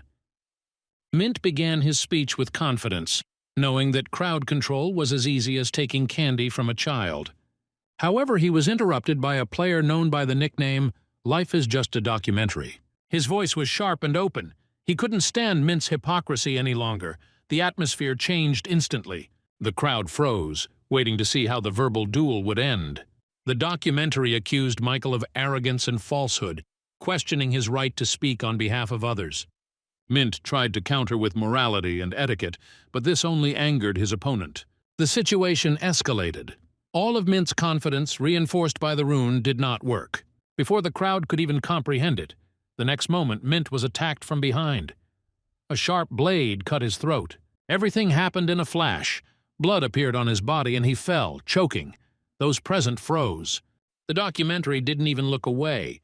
He calmly stated that this would be the fate of anyone who didn't vote for him. The crowd screamed in panic. The behavior of documentary had crossed the boundaries of common sense. He had gone completely mad. However, he himself only smiled, as if what was happening gave him pleasure. Like a predator among trapped prey, he began to methodically and cruelly kill everyone who was nearby. Blood covered the ground, turning the field into a slaughterhouse. The lack of surveillance cameras or control gave him free rein. He felt complete impunity. Anyone who did not express support automatically became the next target. Fear paralyzed the others. His calculation was correct. Horror was stronger than conviction. The voices of those who were still alive began to lean in his direction. He enjoyed the situation, anticipating the next step. After receiving the status of a representative, he will first eliminate Black Scythe, a rival who caused him burning hatred. The system notification reflected the consequences of Dean's previous actions. Killing the Knoll brought the kill count to 265 of the required 100. Thanks to the effect of the Slaughter rune, all stats have increased by 100%. Additionally, a triple buff was activated. The player's level reached the 16th mark. Despite the impressive results, he felt his growth slow down. In 2 hours, he had only climbed 6 levels. Still, the hunt remained easy thanks to the synergy of the Reaper's rune and the Slaughter rune. Double damage and stats. The moment has come. The voting time has come to an end. Only zeros remain on the timer. Players will be automatically transported to the starting point. Players began to gather at the starting point. Upon arrival, they were met with a horrific sight. Bodies scattered across the clearing, frozen in unnatural positions. Shock turned to suspicion. Dean's gaze turned to one person, George. Suspicion turned to certainty. He seemed to think of himself as the only law in this place. George was famous. Second place in his district, leader of the Yunsik faction, a natural fighter. But his reputation did not inspire confidence. He was aggressive, uncontrollable. Dean believed that such a time bomb should be defused, but now was not the time. As the players were trying to come to their senses, a voice was heard. It was addressed to Black Scythe. The documentary filmmaker, standing at a distance, called out to him as if nothing serious had happened. Without waiting for an answer, Documental gestured for them to come closer. He said he had a proposal. The documentary offered a deal, submission in exchange for life. Dean had issued a warning, a sentence in it. The appearance of the scythe only made matters worse. Dean's gaze remained as cold as the blade of the scythe he held in his hand. The documentary couldn't believe he'd let himself underestimate his opponent. His teeth clenched in anger and fear. George claimed that he was the head of the Jusik Mafia, and that he would not bow to someone else's weapons. Dean watched him silently, his thoughts flowing steadily. Show his strength, perhaps, but not now. He knew the value of a show of force. Straightforward power is like luxury in an expensive hotel. It is worth giving out in measured doses. Otherwise, there will be nothing to surprise with later. Besides, something more was expected soon. The arrival of the Angel. The Angel's appearance made the entire space seem to freeze. His light seemed cold and impersonal. Dean just glanced at the documentary. Survived. Be grateful. Next time you might want to think twice before attacking people, unless you want to finish early. The documentary was left standing alone, trying to catch his breath. He hated his own fear, this shame that would no doubt be remembered. He knew that if he wanted to lead the people one day, he could not afford such weaknesses. The Angel looked around at the assembled group. The question of choosing a leader, the hours spent, the obscure disagreements, none of this bothered him. He was interested in only one thing, the end of the voting. And time began to tick. Players heard a system notification. 1 vote, 1 fate. The one who gets the highest number will become the district representative. Failure to vote within 5 minutes meant elimination. The clock was already ticking. 4:59, 4:58. The documentary glanced around at the others. He could feel it already. Everyone was looking at him. The people he was intimidating. Fear was a powerful force. He hoped it still worked. But at this moment he couldn't be sure. The documentary maker's eyes darted around the crowd and, in an attempt to maintain control, he shouted an insult at a woman. She turned around, not hiding her surprise. This lack of a voice in his favor seemed like a challenge to him. The threat sounded desperate. Whoever did not choose him might not live to see the next round. The voting is over. The time has reached 0. Fortunately, no player missed the voting. The counting began. The numbers floated above the arena, revealing the results. George, 2412 votes. Black Scythe, 2077 votes. Black Fire Dragon on right hand, 249 votes. Chickbank, 6 votes. Cute Chick, 5 votes. There was a moment of silence in the air. George had won, and even though he had held the hostages in fear, the result was clear. George clenched his fists. 2412 votes, a number that seemed impressive, but for some reason left a taste of betrayal. Black Scythe, threatening with shadows, was only a little behind. So not everyone obeyed. So someone had dared to go against him. George felt irritation boiling inside, mixed with the anticipation of revenge. The Angel confirmed the results of the vote. George received the title, which also opened up new opportunities. A system window popped up in front of him, special powers that allowed him to give orders. There are only 10 applications, and none of them work on those who have received a profession, those who have officially become working. Meanwhile, Angel announced a hidden quest. It was about changing profession before the end of the voting. Nobody understood what they were talking about. Everyone was surprised. The crowd watched with bated breath as the names of the players and their classes appeared on the screen one by one. Almost all of them turned out to be ordinary, not having changed their role. and only one name was different. Black Scythe, Reaper, level 16, the only one who managed to pass the hidden test and change his essence. It meant more than just numbers. He was invulnerable to George's new teams. The crowd buzzed and whispered, "All eyes on Black Scythe." George was angry. His plan was falling apart. He was already looking forward to using his new right and ordering Black Scythe to die. The angel calmly announced that in the second round, rank is determined by the speed of completing a hidden quest. And in this test, Black Scythe took first place not only among the players of his district, but also among all the participants. The angel asked whether it was a coincidence that his nickname and class were the same, and whether he knew in advance what he would become. Everyone froze, waiting for an answer. But Dean answered calmly, without pretense. He said he didn't know he would get that particular grade. The angel said with a slight smile that becoming a Reaper was probably destiny. The people around looked at each other, overcome with a mixture of surprise and tension. Dean smirked as he watched their reactions. Even the celestial beings didn't seem to fully understand how to obtain such a class in the first place. The angel thought. Only one person in the region was able to complete the hidden quest and get the class. He was outside the chain of command. He was not influenced by the authority of the regional representative. People, confused and intrigued, began to ask what it all meant. The angel explained, "The one who received the class becomes uncontrollable by the commands of the regional representative. Moreover, the representative himself can only give 10 orders per round." This sounded like a blow to George. Meanwhile, the angel announced that for being the first to complete the hidden quest and obtain the Reaper class, Dean would receive a reward. For first place in the current region, Dina was offered 3 options to choose from. Low-rank armor, metal armor of a medieval knight, leather armor of an experienced hunter, and a light robe of a mage. Dean chose leather armor without hesitation. It provided the necessary protection and did not restrict movement. Then came the second one, for first place in the entire region. There were 3 options to choose from, keeping the experience buff for the next round, 3,000 gold, or information about the round.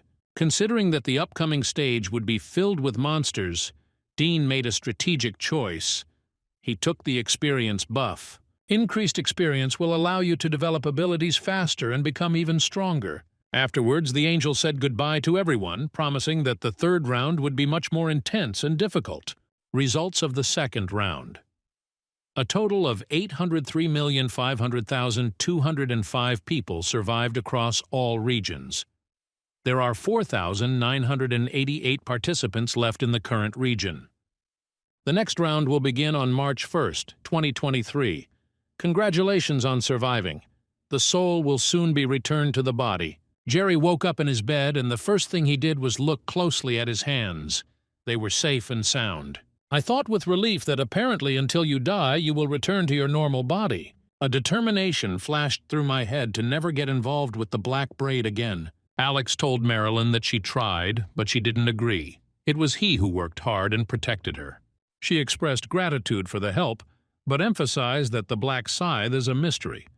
Nobody knows his real appearance, and it seems he does not want to reveal his identity. When Alex asked for his account number, Black Scythe refused, realizing that this could reveal his details. Alex noted that if Merlin really wanted to thank the Black Scythe, she should find him in the next round and give him some item. Marilyn decided that this was a good idea and thought about how exactly he could repay her. In the end, they decided to take a rest, warning each other to be careful.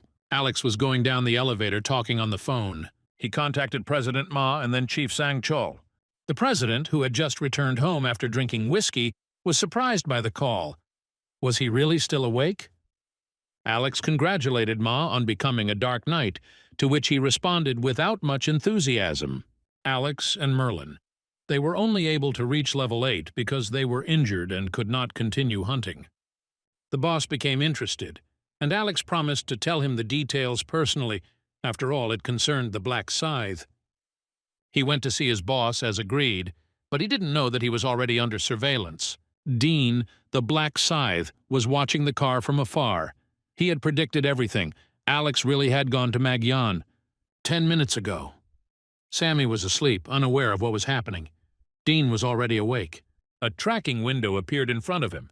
He entered the name Alex. The system confirmed the match and started tracking. The target location was only 9 meters away, which meant Alex was still in the penthouse. After a few seconds, the distance began to increase, first to 23, then to 56, and then to 87 meters. Judging by the sudden change in distance, Alex was in the elevator and went down. Dean suspected that he might be heading to Megan Locke, so he quickly got dressed and left, leaving Sammy in the apartment. The night shadows covered the streets, absorbing the moonlight. The conditions for surveillance were ideal. There was no point in rushing now, it was more important to gather information. The boss thought. The name Black Scythe is already a household name. This player took first place in both rounds. But there was something strange about him. A heavy premonition arose, as if something much more dangerous was hidden behind the outer mask. The boss's mind was filled with disturbing thoughts. He didn't know whether it was this man who attacked his subordinate or not. To attack someone who stands next to him is the same as challenging him personally. It didn't matter who the attacker was, just a player, a leader, or even the one who took first place. For the boss, it didn't change anything. If someone dared to stand in his way, he wasn't going to ignore it. The answer would come, hard and decisive. Alex arrived at the scene and the president allowed him to enter. He entered the office with respect and began to speak in his characteristic manner, politely, but with notes of obvious flattery. The president knew this game. In their circles, nothing was said without reason. Alex thanked him for his inspiration and motivating presence, emphasizing how proud he was to serve him. "And I didn't forget to congratulate you on surviving the second round and advancing." The president brushed off the praise, calling the second round child's play and hinting that it was all just a matter of chance. Alex countered that luck is also a skill, especially if it brings second and third place in the rankings. The president watched him closely. The words were too smooth, the compliments too frequent. Obviously, there was a request behind this politeness. He smiled with the corner of his lips, directly indicating this. Alex wanted to know where he could get an advanced item. The president explained that such items dropped during monster hunts. He also noticed that the Dark Knight rune had helped him a lot. Angel once gave it to me as a gift, and then suggested looking into the inventory. It increases all stats and gives the weapon a dark aura that deals additional damage. Additionally, reaching level 10 allows you to obtain a unique class. However, he could not reveal all the details even to a close subordinate. People change, and trust is something fragile. The president asked who had attacked them. He expected to hear the name of the Black Scythe, but to his surprise, Alex rejected this assumption. On the contrary, it was Black Scythe who saved them. The president's surprise was noticeable. He did not expect that the one who had become a threat to many would also turn out to be a savior. He asked Alex to tell him more. The president listened attentively to Alex's story. He confirmed that he was indeed on the brink of death when the actress Marilyn was attacked. Only the intervention of the Black Scythe saved them from death, although Merlin herself would probably have survived. The consequences for her mental state and her career in the entertainment industry could not have been avoided. The president thought the situation almost deprived him of a valuable employee, and his business was under threat. He asked what happened to the attackers, and was surprised to hear that Black Scythe did not kill them, although he beat them half to death. He explained that he saw no benefit in their deaths. Reducing the number of players could reduce the chance of survival. The president acknowledged the wisdom of these words, but also noted that no one can predict the future actions of these people. However, thanks to the actions of the Black Scythe, his subordinates remained safe and his property undamaged. The president admitted that he now owes this player a debt. Alex mentioned that he had already offered Black Scythe payment, but he had refused, fearing that his identity would be revealed. The president agreed that Black Scythe was being extremely cautious. He gave the order to hand over the reward on his behalf as a token of gratitude for the rescue. Alex assured that he would fulfill the request. The president also ordered to keep an eye on the Black Scythe if there was an opportunity to help him. Then, after thinking for a moment, the president suddenly remembered one important point. Who had inflicted those blows on his subordinates? Dean stood in the shadow of a tree watching Alex. He noted with irony the loyalty of his subordinate, who immediately hurried to the boss despite the late hour. Having made sure of the direction of his visit, Dean decided not to approach. An unnecessary appearance would only arouse suspicion. It was through their little rice cake giveaway that he ran into Marilyn. That's how he found out that Merlin was related to Alex. These neighborly connections can be used to gain trust. However, Dean was unsure whether to take Gyunlok into the 20th round. The Dark Knight's power was truly impressive, almost like a cheat. However, it also had some serious drawbacks. The lack of a bonus rune for progression, the obligation to choose a certain class, and most importantly, the requirement to accumulate a special resource, dark mana. It could not be obtained by conventional methods, and this could be a decisive limitation. Dean mused that in some ways the Dark Knight's ability even harmonized with Megan's unhealthy tendencies. Perhaps that's why hiring a psychopath is a dangerous idea. For now, he'll keep Megan on the list of candidates. He reminded himself that there were other, truly talented people out there. He would have to get to work at first light. The supermarket was silent, broken only by the heavy sigh of the salesperson behind the counter. He stood leaning against the counter and looked tired. The financial calculations didn't add up in my head. With the current state of affairs, revenue could be cut in half. A young girl entered the room. It was Julia. With her appearance, the space seemed to become slightly more lively. The father smiled faintly at the sight of his daughter. She, noticing his despondency, immediately became wary. He explained that the sale of lottery tickets, a stable source of additional income, had suddenly stopped. The formal reason is new government instructions. The real reason is fear of the players and their abilities. Julia was upset to hear this. The store was already struggling to keep up with rent and salaries. However, she did not let despondency take over. Soon she will graduate, and then she will be able to fully help her father. Julia suggested that perhaps she should take a part-time job to help the family financially. However, the father immediately objected. He insisted that his daughter focus on her studies. After all, she dreamed of becoming a doctor. But Julia admitted that she had given up on her dream. In the current unstable reality, studying seemed secondary to her. Even the thought that in the next round her daughter might die if she didn't prepare didn't give her any peace. The father, depressed by the situation, hung his head. He apologized for not being able to provide stability. But Julia interrupted him. It wasn't his fault. She herself had become stronger. She survived the second round and even got a class. These words surprised him. She told him to wait a moment, then stretched out her hands to his head. The palms of his hands began to glow with a soft light. The man felt a slight warmth, and the tension in his body eased a little. It was her skill, blessing. She got it along with her new class, priest. The skill increased stats. The father was surprised by the effect. He felt cheerful and light, as if some of the fatigue had disappeared. He shook his head in disbelief. Julia's ability really was incredible. She smiled and promised to use this skill on him regularly to maintain his strength. Then she added with a slight sternness that now it was his turn to cheer up and not lose heart. At that moment, the bell above the door rang. A new customer entered the store. It was Dean. Father froze in place, not believing his eyes. Julia looked at Dean, confused. Dean calmly explained that he felt personally responsible for the store's losses. It was the government's decision to stop selling lottery tickets. But he knew his repeated wins were the reason. Father tried to refuse. The amount was huge, but Dean insisted. The old man took the envelope with trembling hands. He wanted to say something of gratitude, but his throat was dry. The father felt awkward about such a large sum of money. Julia, determined to return the money, began running after Dean, calling on him to stop. Dean himself suddenly stopped when he heard a familiar voice. Julia was his classmate with whom he studied in the same class. He pretended not to recognize her. She, in turn, seemed surprised, because they had studied for many years in the same class. Dean made an excuse about his poor memory for faces, but it was a lie. Their meeting was not accidental. Julie is the daughter of a convenience store owner. Her unique class is Buffer, which is rare and valuable in future rounds. Dean was surprised when he realized who she was, but it was no coincidence. It was an opportunity he couldn't miss. Today he didn't come by chance, under the guise of duty, to establish contact with her and win her over to his side.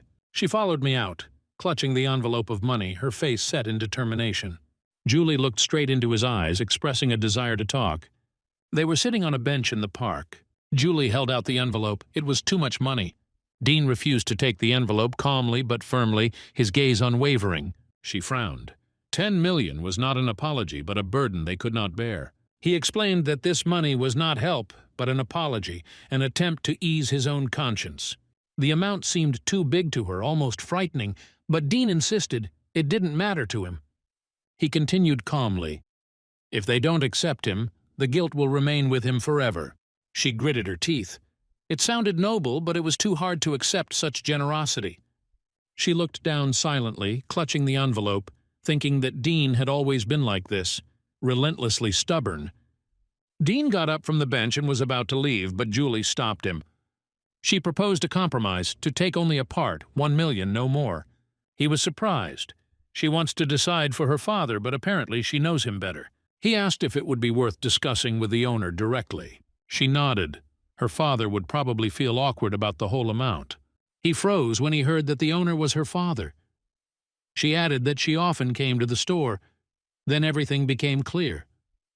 He was genuinely surprised, not suspecting such a connection. She smiled. The lottery winner turned out to be her classmate. She reminded him again. They studied together, didn't he know? He apologized. He really doesn't remember faces, especially if they haven't spoken.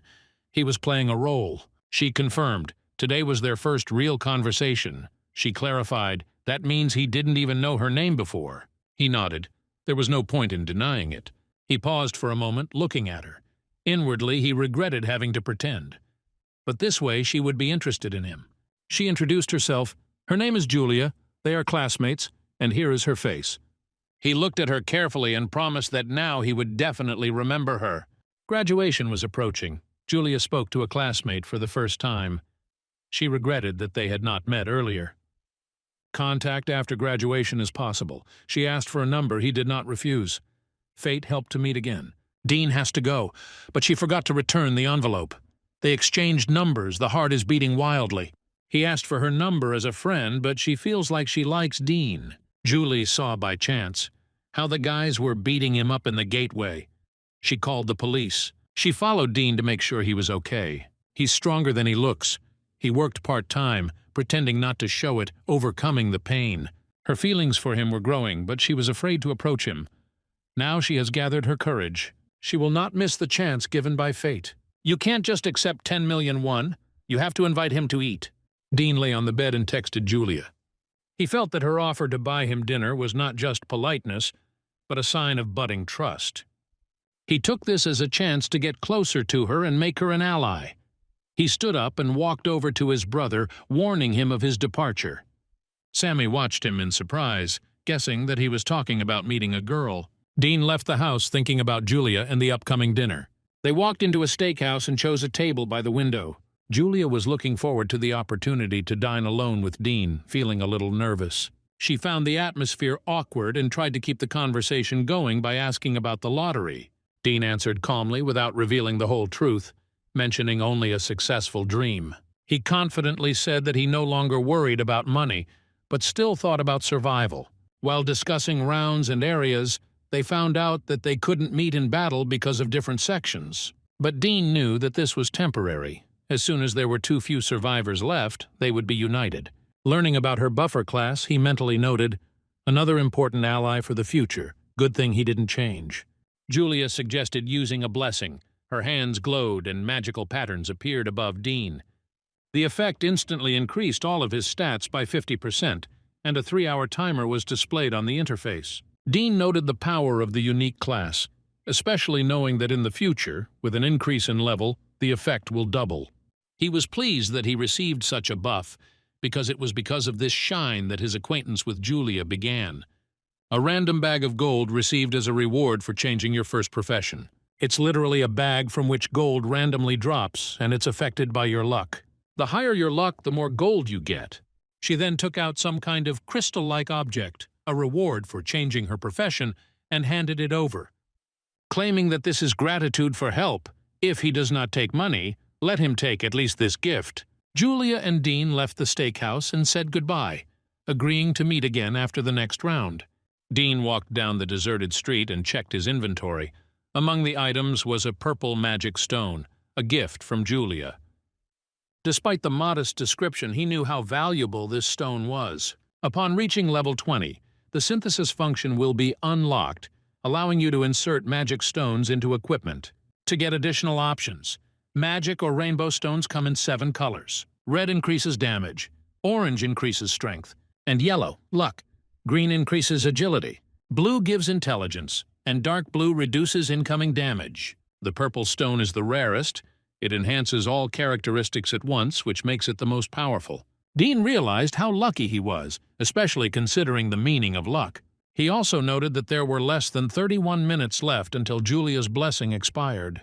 You need to hurry and open the bag of gold before the effect ends. But first, a boost with the Rune of Carnage, which increases stats when killing living creatures. There are no bugs in that system, so there is no choice but to kill monsters. In the real world, this could be done, for example, on mealworms, since the system recognizes them as suitable targets. Had to kill these innocent but nasty creatures.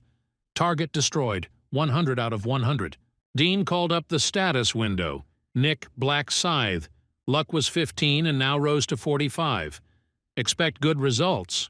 Dean opened his inventory, clutched the bag of gold in his hand and activated it. And he couldn't believe his eyes.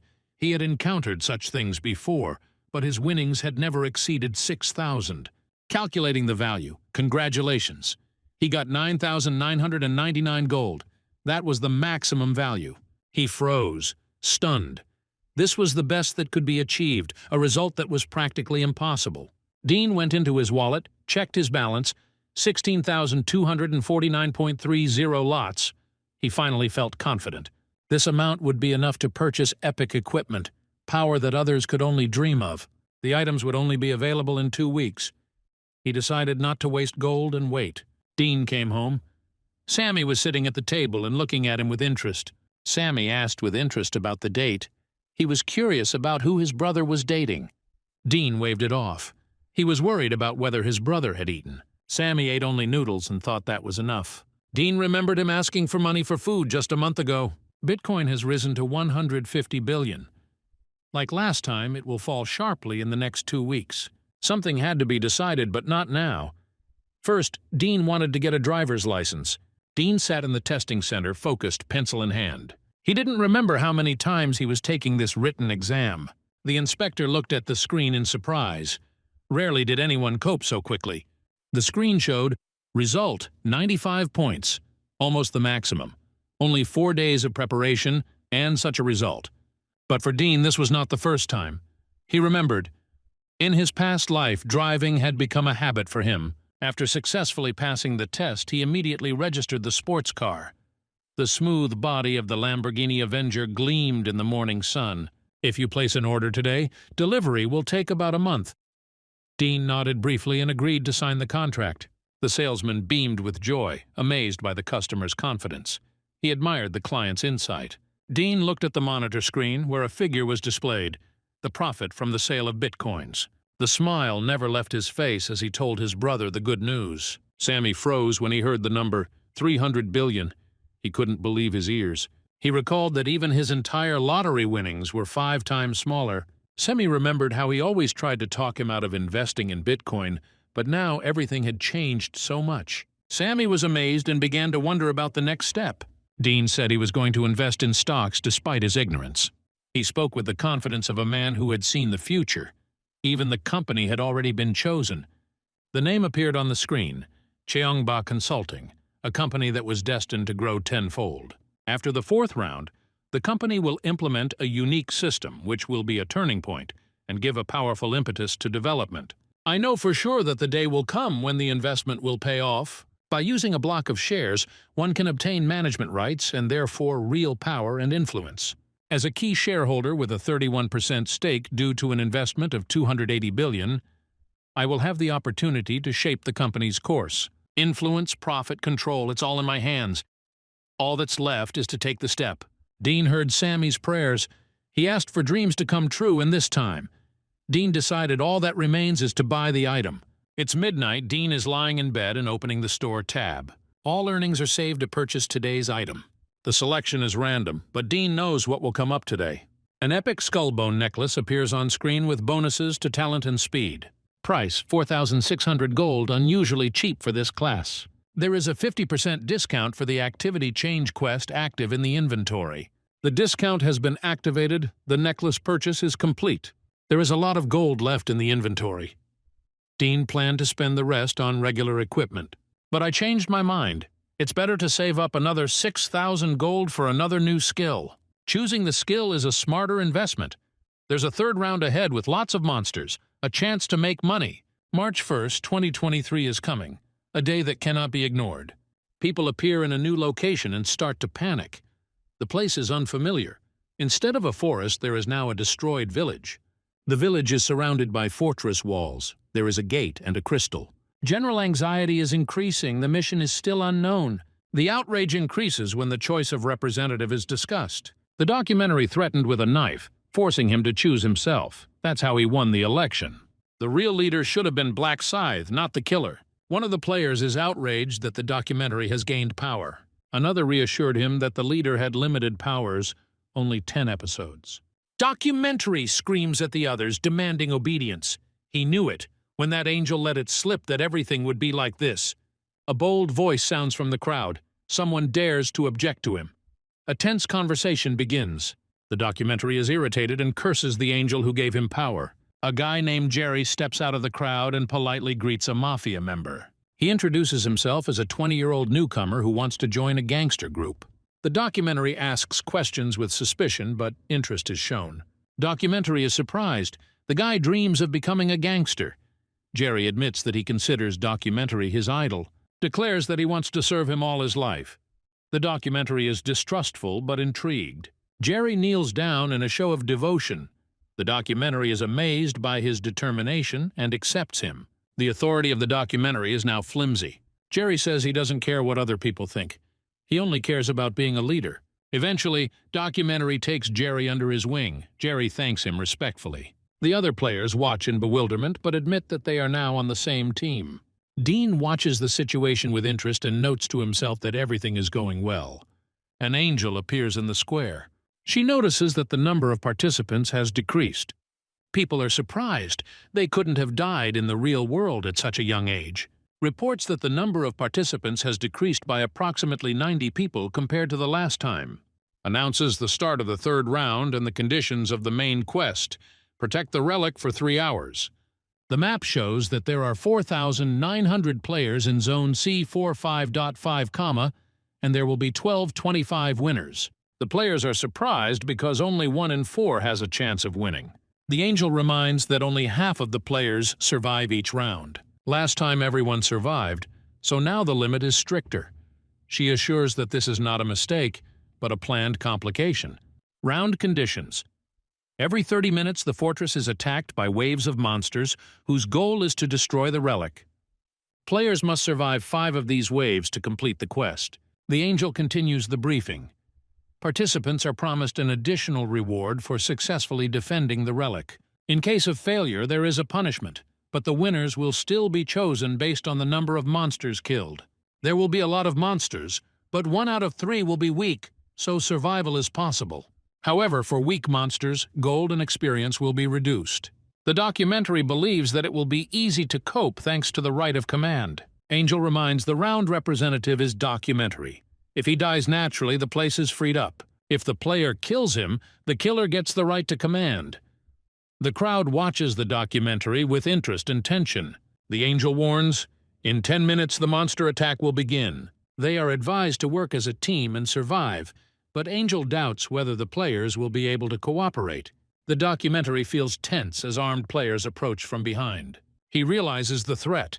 If he is killed, they will gain command rights. Players discuss who will take his place after the murder. At this moment, Black Scythe appears. The documentary reacts with suspicion, but Black Scythe does not show aggression. Instead of a threat, he offers an alliance. Black Scythe promises to protect documentary, considering the current situation too risky. An unexpected proposal changes the course of the conflict. Documentary gets a chance to save its position. Documentary stunned. Black Scythe offers protection. He states that he will accompany him to prevent attacks from other players. The players are shocked. One of the strongest offers to protect another. Black Scythe explains that the price of protection is unquestioning obedience to his commands. The documentary doubts. He does not know what these instructions consist of. The atmosphere is tense. Everyone is waiting for a decision. Internal conflict, choosing between security and pride. In the end, documentary refuses the offer, not wanting to comply. Others note, he put pride above his life. Just like last time, nothing changes, Dean thinks. Black Scythe finally refuses the offer. Now he doesn't care whether Documentary survives or not. The crowd begins to threaten Documentary. Now he is on the hunt. The Documentary regrets that he did not accept the defense, but it is too late. The first wave begins. The relic's protection is activated. The system reports, the second wave will come in 30 minutes, regardless of the outcome. 2 hours 59 minutes left. The countdown to the end of the round is underway. The Documentary understands that he cannot fight on a team that wants to kill him. Decides to undertake an individual mission, observing from the sidelines. Meanwhile, Black Scythe heads to the entrance where a goblin attack is expected. Enemy, 9,800 weakened goblins, 3 times weaker than normal. The entrance is narrow. 10 goblins will enter the battle at a time. Everyone is surprised.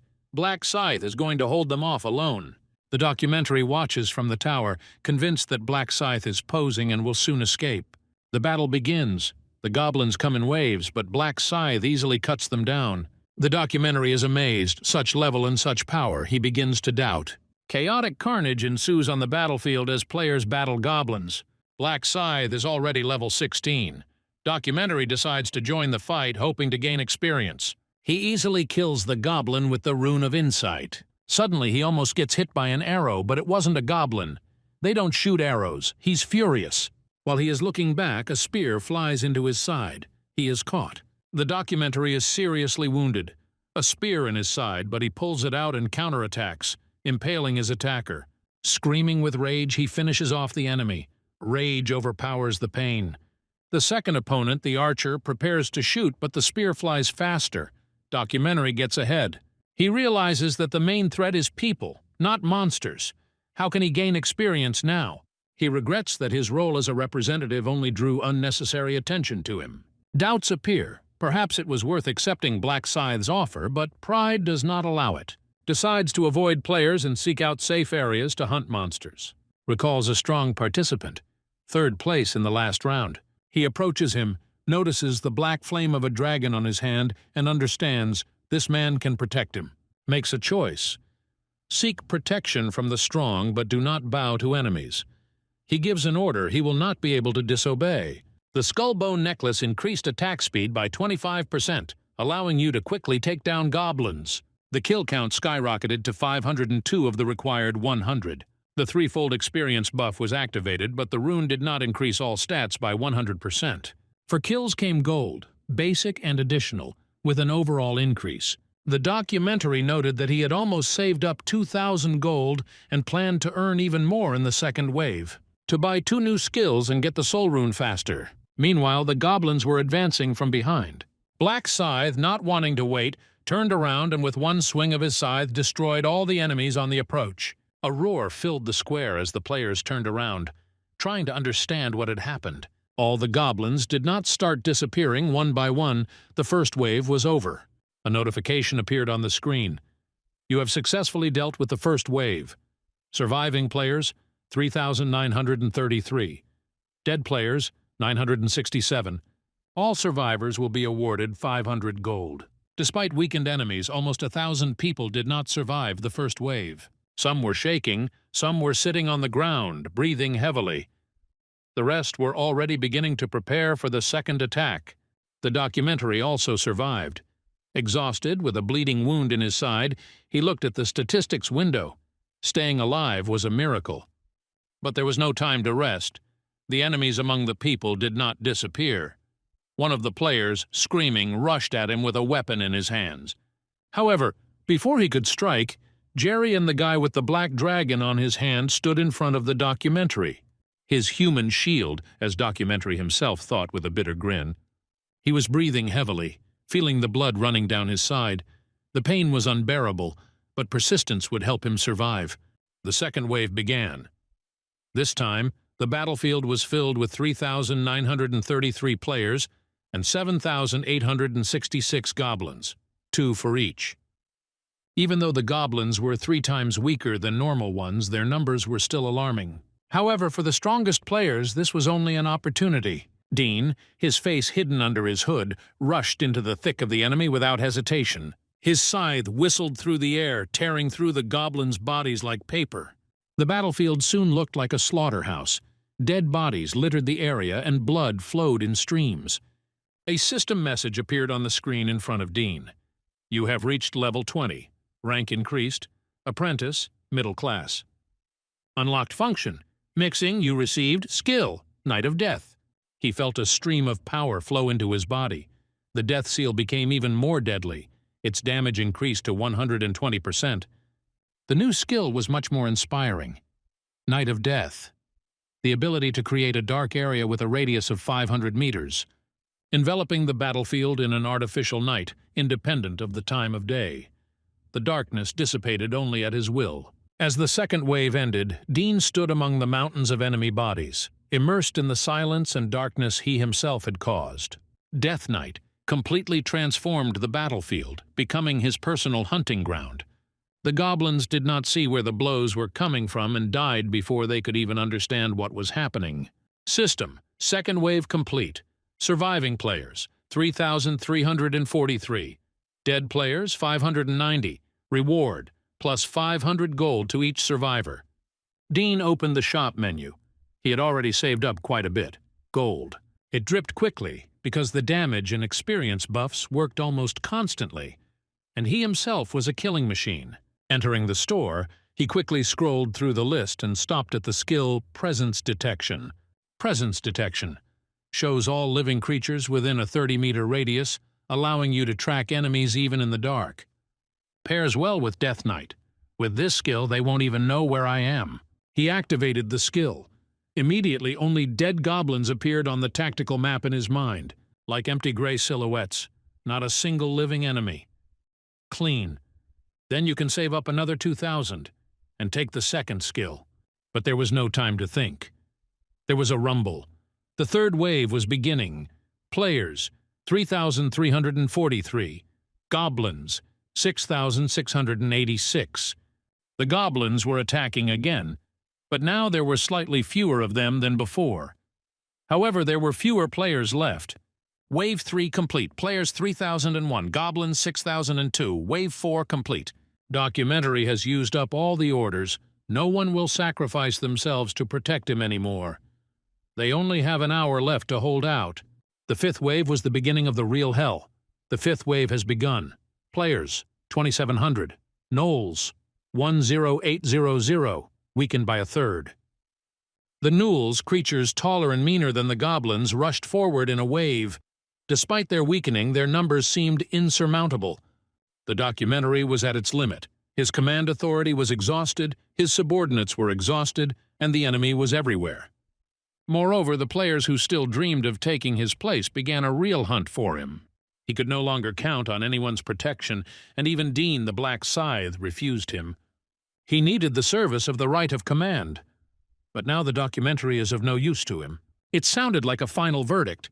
The documentary maker gasped, his face contorted in a mixture of pain, anger, and despair. He decided that if he left, he would not leave alone, and he was ready to accept the fight. Jerry came out of the crowd and asked if documentary needed help. He was delighted, completely forgot about him. He had hope for life. The documentary received a blow to the face, sharp, heavy, like a sledgehammer. He was thrown back and fell to the ground with a thud, breathing with difficulty. The documentary lay motionless, his body contorted with pain, his face covered in blood. Jerry, now the new county representative, stood over him with a triumphant expression. It was all over. One blow, then another, and power passed into new hands. The players watching the scene looked at each other, some with admiration, others with alarm. One of them quietly noted that Jerry seemed to have gone mad, as if he had crossed an invisible line. People wanted a new leader. They didn't need a psycho. The players watched the scene with an oppressive silence. Jerry, who had stood there with the air of a winner just a few minutes ago, now he asked the Black Scythe to be his protector. He had power, and he agreed to all conditions. He prayed for acceptance, for the opportunity to serve, for a chance to stay alive, under protection. But Black Scythe didn't flinch. He stood with his back turned, not even looking at Jerry. The players around him froze in anticipation. Some hoped for a spectacle, some for mercy, but most wanted an answer. The answer was dry and flat. He wasn't interested in words, he wasn't interested in power, and he wasn't interested in people like Jerry. Jerry knelt before the black scythe, his voice trembling with suppressed rage and humiliation as he spoke words of submission. The echoes of Black Scythe's words echoed across the field like the dull ringing of a bell. He's a county representative. He has 10 teams, and now he's been told to spend them. Not for protection, not for salvation, not for control, but for destruction, to destroy the relics, items that everyone protected with their lives throughout all the waves. Jerry froze, as if weighing his life for the last time. There was silence around him. No one dared to interrupt or object. The order had been given. Fear flashed in Jerry's eyes, then panic, then broken acceptance. He knew he couldn't refuse. He knew who stood before him, and he knew what would happen if he disobeyed. Destroying the relics meant a failure of the defense, a penalty for everyone. But no one dared to approach. Jerry bowed his head, wordlessly. He realized that bargaining was out of the question. He couldn't even order Marilyn around. Black Scythe didn't just order the relics destroyed. He chose names, specific ones, personal ones. He named Jerry's friends, the closest ones, the ones he shared battles, pain, and survival with. Their nicknames are Sin Song Yu, Little Prince, Don't Touch Me, Spring, Summer, Autumn. Everyone looked at him, not believing. But he couldn't do anything. It wasn't him. It was Black Scythe who gave the order. Jerry gave the order, destroy the artifact. A sudden signal alerted everyone. The relic was under attack. Instant numbness set in. People, not understanding what was happening, rushed between indignation and fear. Surprise turned to anger. Someone tried to stop the destruction. Someone screamed, but it was too late. The relic cracked, light flared around, and an oppressive silence hung over everything.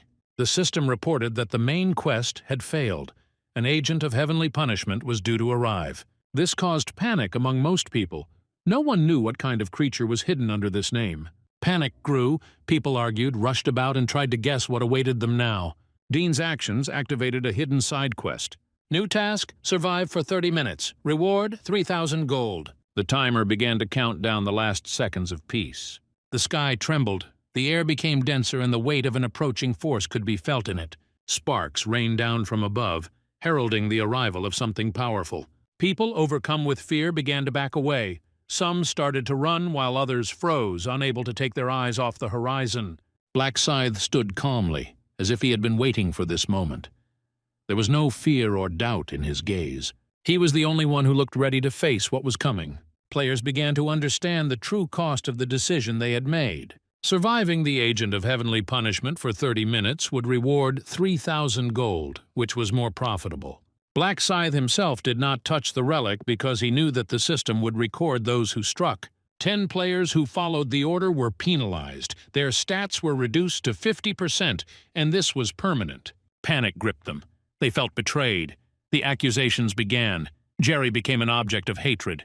He was just making excuses, not knowing that the consequences would be so devastating.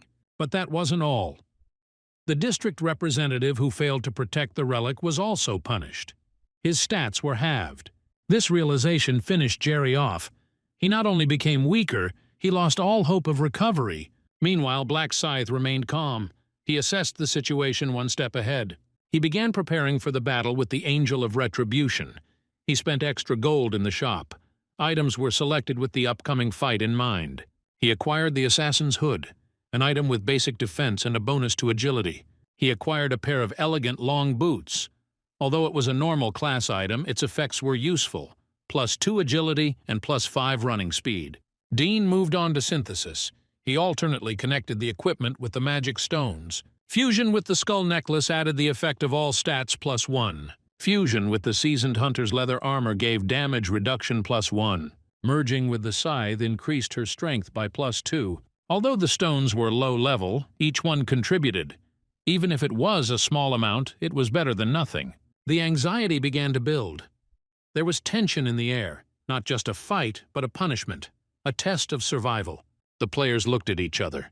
Some laughed nervously. Some simply remained silent, gritting their teeth. Everyone understood. The agent of heavenly punishment would soon appear. In the past life, only 500 out of 2,700 survived. Survival is a nearly impossible task. The Angel of Retribution was no ordinary enemy. Usually only a few can defeat him. A maximum of 5 players with a level of 40 or higher. However, Dean holds the title of First Angel Killer, which was earned after killing Brielle. This title is unique and gives a powerful effect, doubling all stats when fighting divine-type monsters. The Angel of Vengeance is exactly such a monster. This means that in a battle with him, all of Dean's stats will be doubled. The Angel of Retribution descended slowly onto the square, its wings shimmering with a blinding light. Everyone went quiet. He didn't move aggressively, so some decided it wasn't that bad.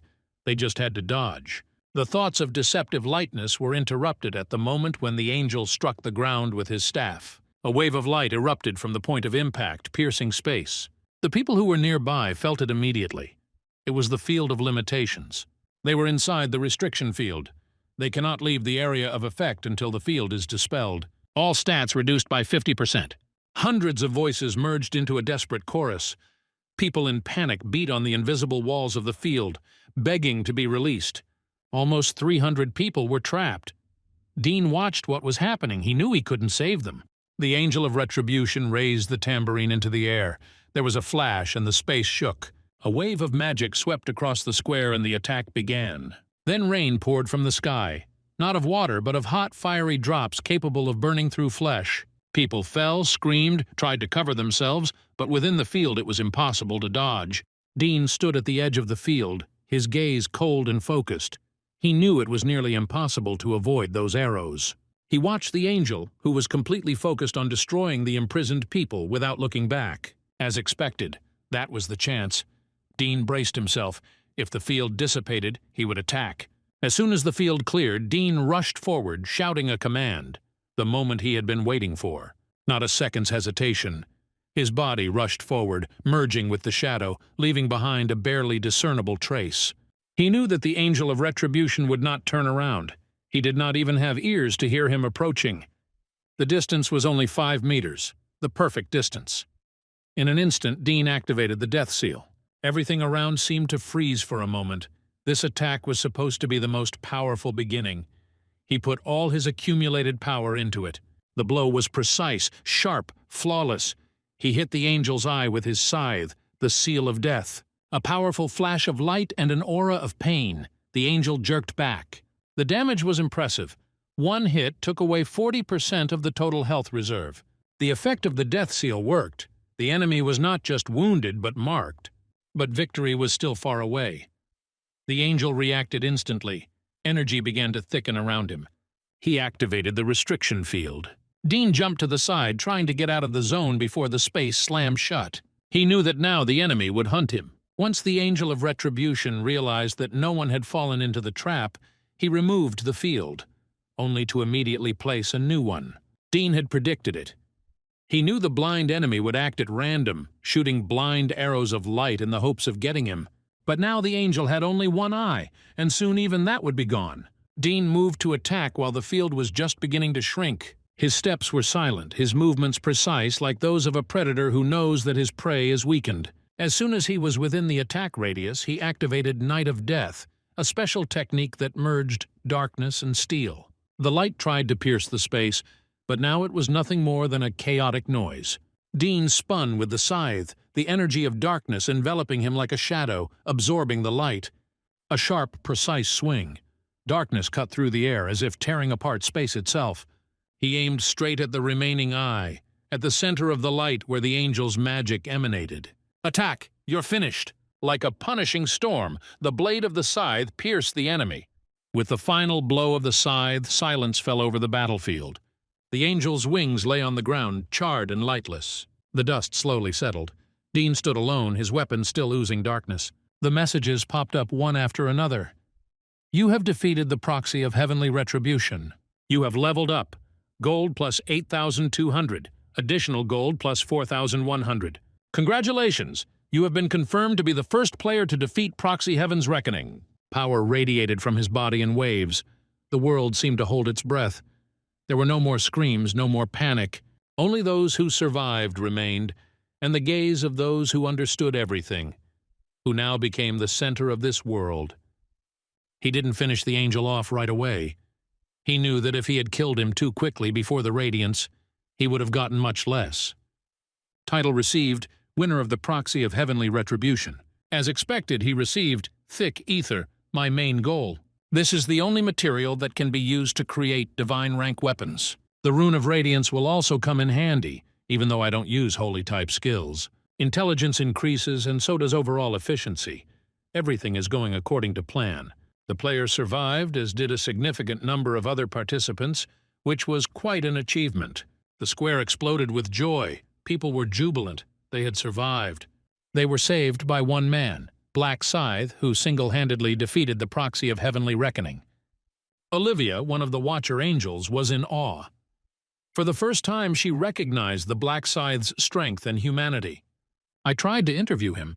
Why did he kill? The answer was short. He wanted to protect people. She was surprised. After all, it would have been enough to just survive, and the award would have been presented anyway. But he put everything on the line. Opinions have changed. Previously, he was feared. He seemed strange, frightening. Now he was seen as a hero, a man capable of sacrificing himself for the sake of others. Olivia was genuinely surprised that people who had recently been ready to kill each other were able to unite and stand together. Angel smiled reservedly. The murmur of delight among the survivors immediately gave way to tense silence. People were wary, because they knew that each round brought not only a chance to win, but also the risk of being eliminated completely. Angel continued, towering over the crowd. Further participation depends on individual results. Round 3 results: World Ranking, Black Scythe, Stupid Idiots, Sky Demon. Regional Ranking, Black Scythe, Ansan Choli, Soren, and most importantly, Level 30. It was almost impossible at this stage. The system has activated notifications. You have completed the quest. First place in the World Ranking and in the Regional Ranking. Rewards: Special Prize Choice Chest, Rare Mid-Rank Ring Ticket. Choose one of the rings: Ring of Swift Winds, Ring of Blue Magic, Ring of Resistance. Black Scythe chose the Resistance Ring, even though it seemed the least appealing by name. Ring of Resistance. This was the only way to raise resistance, as they were not directly improved. Even if the ring is not useful for a while, it is a ticket to survival in the later stages of the game. Next choice: the award for first place in the World Ranking. Options: 50% stat increase, 4,000 gold, round 4 info. Dean chose gold. Anyone who doesn't get enough kills will die. End of the 3rd round. The soul will soon be transferred to the body in the existing dimension. The next round will begin on April 1st. Marilyn sat up in her bed, breathing hard. She was back. She had survived, and in round 3. But that wasn't all. She got a new class, Summoner. Chill. Fairy Summon. A tiny bunny fairy with wings appeared in front of her, glowing with a soft, warm light. Thanks to the nice fairies, she was able to survive. And her bodyguard. He distracted the enemies while the fairies created barriers. And she entered the top 3. Marilyn looked at the magic crystal she received as a reward. Meanwhile, Jerry woke up in his room. Black Scythe almost killed him, this fine because of him. Jerry looked at the screen, a call from a friend. He picked up the phone, but the conversation immediately turned to accusations. His friend was furious. Jerry was accused of taking advantage of his authority, to manipulate his comrades, dragging them into trouble, and then absolve himself of responsibility. His actions had led to catastrophic consequences, and now everyone was suffering because of him. He tried to justify himself, saying that he had no choice, that otherwise he would have died. He reminded that he had also suffered, that his characteristics had been reduced due to the field of limitations. But his words touched no one. He was considered a traitor. The reproach was clear. It would be better for him to die than to betray others. He asked not to be called a traitor anymore, stating that even if it was a game, no one had the right to judge him. He was ready for extremes, a flash of rage and despair. Now he is dangerous. The conversation ended with a threat. The line was cut off. Left alone, Jerry realized that he was now isolated. In the eyes of others, he was no longer a comrade, but an outsider. Jerry felt cornered. He didn't understand why everyone was blaming him, when he had suffered too. He tried to contact others, hoping for support, but no one responded. He felt betrayed. Everyone turned away, as if they had forgotten how much he had invested. He tried to convince himself that he didn't need them anymore. After all, it was every man for himself. But the last straw was the words that came from his former friend. Now he decided that he would kill them all the next time they met. The head of the department entered the room, looked at him appraisingly, and noted that his subordinate had managed to survive again. The employee responded with restraint, lucky. He mentioned that the 3rd round wasn't particularly difficult. perhaps because the monsters were weakened. The leader inquired about the level. Hearing that the subordinate had reached level 11 and had chosen the night class, he nodded in approval.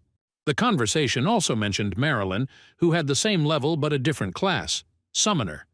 This seemed unusual and even astonishing. After changing her class, she was able to summon fairies and create protective barriers, making hunting safer. The employee noted that it was her magic that allowed him to act without risk. The head approved of her usefulness and recommended continuing the good relationship. He added ironically that if he likes her, he can start dating her. This, according to him, can be strategically useful. However, he immediately clarified that he did not mean anything serious. It was about getting closer in order to identify weaknesses. The interlocutor reacted with slight confusion. He doubted that Marilyn had feelings for him. The head of the department only grinned and noted that he hadn't seen him so excited for a long time. At the same time, he immediately turned the conversation to business, reminding him that his subordinate had something urgent to do. Alex started with an apology. He admitted that he had failed to carry out the order, neither to help Black Scythe nor to convey important messages to him. However, he was immediately made to understand that if there were objective reasons, then he was not to blame. Everything was explained by the appearance of the proxy of heavenly retribution, an enemy of incredible strength. Hearing that Black Scythe had defeated him, the interlocutor was surprised. It seemed that he had known in advance how to act. The victory looked too certain. The Black Scythe's power was so outstanding that even the Dark Knight seemed weaker in comparison. Alex added regretfully that he would like to meet this man if he had the chance. The conversation moved on to something else, tracking down criminals. Target, someone named Jerry. The problem is that the full name is common, but narrowing the field by age and place of residence, Soul, around 20 years old, made it possible to identify 5 possible candidates. However, the detective agency said it would take a month to establish the exact address. This means that no information will be received before the 4th round. It was decided not to rush. Finally, they asked about the progress with gold. The answer, about 10,000 collected. The goal is 20K to purchase the general tracking skill in the store.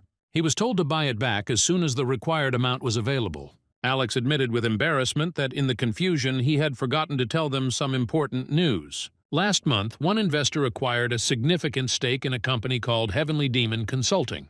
This statement caused confusion. The head had many companies. Alex replied that it was specifically about Heavenly Demon Consulting that they had shown interest in. And then came the shocking fact. The investor acquired 31% of the shares. Alex confirmed. He himself did not believe it until he looked at the monitor. The amount was truly colossal. The company's market value is £900 billion, meaning 31% cost £280 billion. Such a sudden investment with the obvious aim of influencing the company's management is too suspicious. At the same time, Sammy, the younger brother, was childishly indignant at his friend's ridicule and bragged about his brother's high level. Sammy didn't want to give in, and so demanded to know his brother's level and class. He thought telling the truth meant attracting unnecessary attention and possibly trouble. He decided to limit himself to the fact that his level was higher than that boy's, and added that he already had a class. However, when Sammy wanted to know which one, he received no answer. Hearing that it was a secret, he was upset. It seemed to him that there should be no secrets between brothers, but sometimes even close people cannot know everything. Dean, a little annoyed, asked Sammy to go out. He needed more sleep. Sammy, without arguing, obediently closed the door behind him. Dean took out his mobile, saw an unknown number. Someone called. A voice on the other end of the line answered, introducing itself as Macagon. Dean greeted his interlocutor with restraint. The caller turned out to be the CEO of the consulting company, Heavenly Demon. He got straight to the point. He congratulated Dean on becoming the largest shareholder in their subsidiary. The boss expressed a desire to meet in person, offering lunch. Dean following the strategy of feigning naivety. Dean agreed quietly and without much interest. When Rock suggested Friday, Dean declined, citing plans. Friday was reserved for receiving an important reward, the Rune of Secret Thoughts, and for him it took priority. After the conversation, he was pleased with himself. He understood that Rock, as the founder of the Heavenly Demon, and a man seeking the approval of his influential father, cannot afford to mistreat a major investor. Before meeting him, Dean decided to do something more important. Get those very runes that could influence the development of his strength. Runes in this game are more than just an in-game resource. They can be obtained in many ways, found in special locations, earned as a reward for completing hidden conditions, obtained after defeating bosses, and in rare cases even dropped from regular monsters. However, there is one almost unknown way. Runes can also manifest in real life. The conditions for this are strictly limited and are associated with something deep, personal, sometimes tragic. A man known by the game nickname Chang Tsun Heng should appear here soon. His name is impossible to forget because he is a criminal.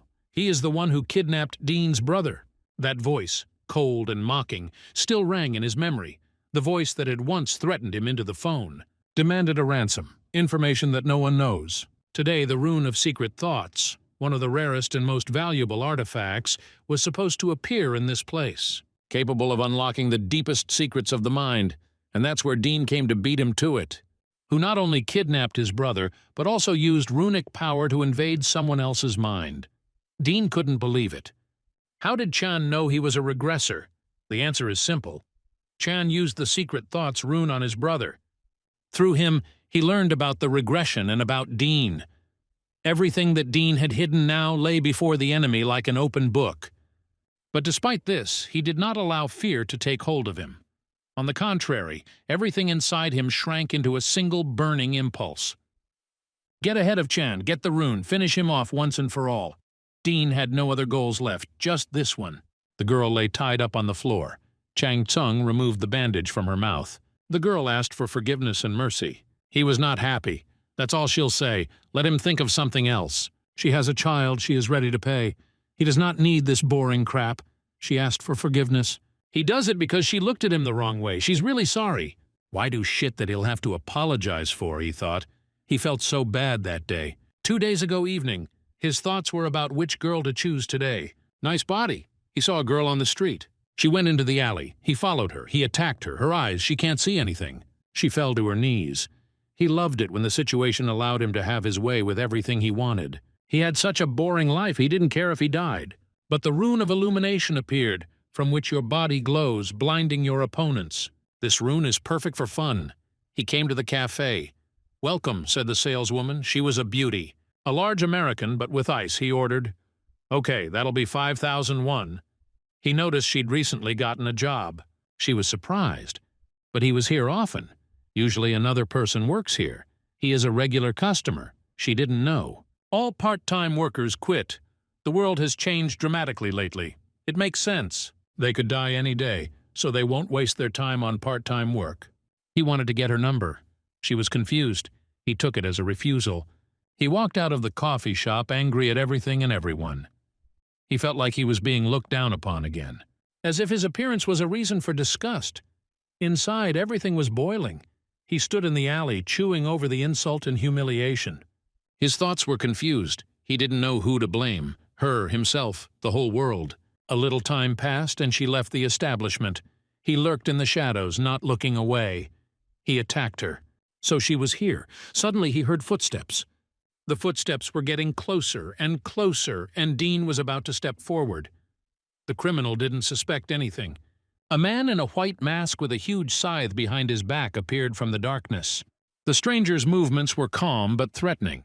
The man tensed, not expecting intervention. Chang Tsung took a step back, feeling the situation getting out of control. The masked man came closer. The tension hung in the air. The stranger stood up to protect the girl, as if it were a line that could not be crossed. The attacker could not stand it and began to back away, feeling vulnerable. At that moment, Dean had already rushed forward, attacking.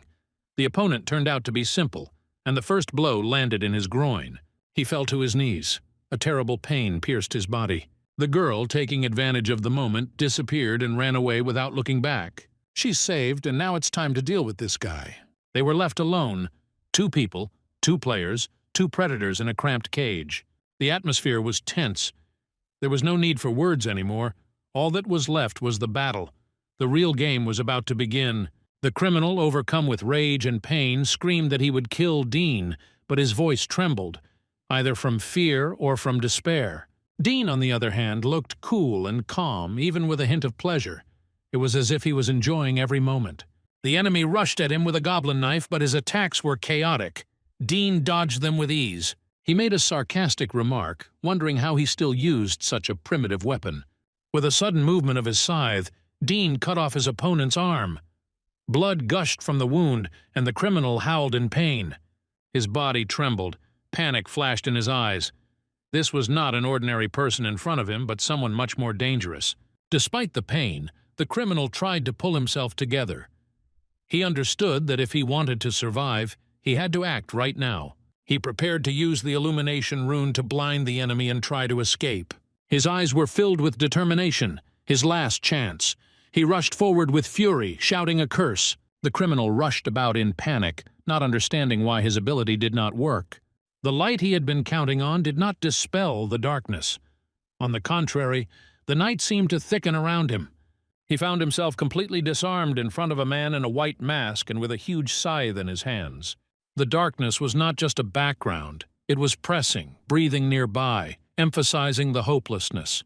The night of death was activated. The criminal tried to resist. He thrashed about, but the blows were too precise, too cold-blooded. He could no longer stand. The pain became unbearable. Despair gave way to fear, fear to awareness. He didn't understand why, but there was no answer. Mower didn't say anything. He only punished. Dean's memories of the past came flooding back. Scenes of violence, arrogance. Now it was all turning against him. There was only one thought left inside the criminal, the desire for all this to end as soon as possible. But the suffering dragged on, as if it had become part of the sentence. The criminal was no longer angry, he was afraid. He didn't ask for mercy. He begged for the end. He didn't come for revenge. He came to pass judgment. Dean told what he would have done if he hadn't stopped him. For Dean, everything that was happening was just an echo of the past. He had already been through this moment. He had seen it, experienced it, and returned back. And now he knew for sure, if he didn't stop the criminal right now, he would receive the rune of inner thoughts. But it was not just a matter of preventing the enemy from growing stronger. There was an unobvious truth hidden here at this point. A hidden rune, a rune that does not show itself just like that. It is hidden deep inside. It needs a voice to show itself. But not just sound or words. She needs something else, the real voice of another person. Sincere, devoid of lies, fear, or calculation. The voice of the heart, naked to the pain, to the truth. This was not a fight to the death, but a moment where more than the life of one bastard was at stake. It was a knot that could unleash new power, but only if someone spoke not with their mind, but with their soul. If Dean had not intervened, the criminal would have driven the victim to despair, broken her will, and forced her to beg for mercy. At that moment, when a real, sincere voice would emerge from the depths of her fear and pain, the rune of inner thoughts would manifest, and it would have passed on to him. And then a new wave of horror would have begun, fueled by this force. Every time, no matter how many times the rollback occurred, this did not change. The regressions did not bring results. And yet, even without considering the threat of this force, the very fact of the existence of people like him was already a death sentence. Even 13 death sentences would not have been enough. The criminal asked to kill him, begged, but Dean refused. He had no intention of giving him an easy death. Instead, he put a scythe in his mouth to silence his pleas. Everything had already been decided. While he was slowly dying from pain and despair, the rune he had hoped to obtain was already his. And yet, even in this moment, there was sincerity. His cries were real, coming from the heart. Dean had heard it before, heard the words, the fear, the hopelessness. And that was enough. The conditions were met. The system confirmed. He heard the true voice. The goal was achieved. The rune of inner thoughts, carefully hidden in this location, has been found and activated. The rune is absorbed by the body. Rune of thoughts, reading the thoughts of the target within a radius of 30 m. Having studied the target, hidden intentions are visible, the rune works. Dean decided to test the rune. The result, it works perfectly. Request from Chang Tsung, kill. Ding's answer, refuse. Unfair to the victims, easy death. Demon eliminated. There are no witnesses. The area must be cleared. The trace erasure skill must be used. Effect removes bodies, blood, fingerprints, everything disappears, clean. All that remains is to meet Magamlock, tomorrow. Dean puts on a suit. Sammy is surprised. Maybe he's going on a date. The answer is a meeting with a business partner. Formal wear is not something Dean often wears. Business. He went into stocks. Now he's building a business. Sammy is worried. What if it doesn't work out? Thinking about his brother, not about the money. Touching. Dean promises to tell later. Asks Sammy to stay home. It's dangerous outside. Players have started using force for profit. The news is, criminals escape by becoming players. Age, selection. Even villains gain power. The player population is falling. The remaining ones are getting stronger. Soon, people will be hunted, turning them into slaves. At the peak of power, players will destroy the order. Before that, Dean needs to become stronger and raise his reputation. If you go outside, be careful, warns Dean. Sammy is waiting for a story about business. Secret for now. Intrigue. Dean asks not to whine. Promises to explain everything later. Asks to wait at home, order food. Something more expensive. Not noodles instant, Sammy agrees. As expected, he chose this place. Sports teams are more comfortable playing in their home city. The dinner is held at the Ocean Group Hotel. In fact, these are Gunlock hotels. The information is confidential. Only Ding knows. Well, maybe Gunlock's family too. That's information worth using to your advantage. But first, make a good first impression. You need to appear as naive as possible. An appointment has been made. Please come to the reception. The staff mentions the president of the Heavenly Demon Consulting Agency.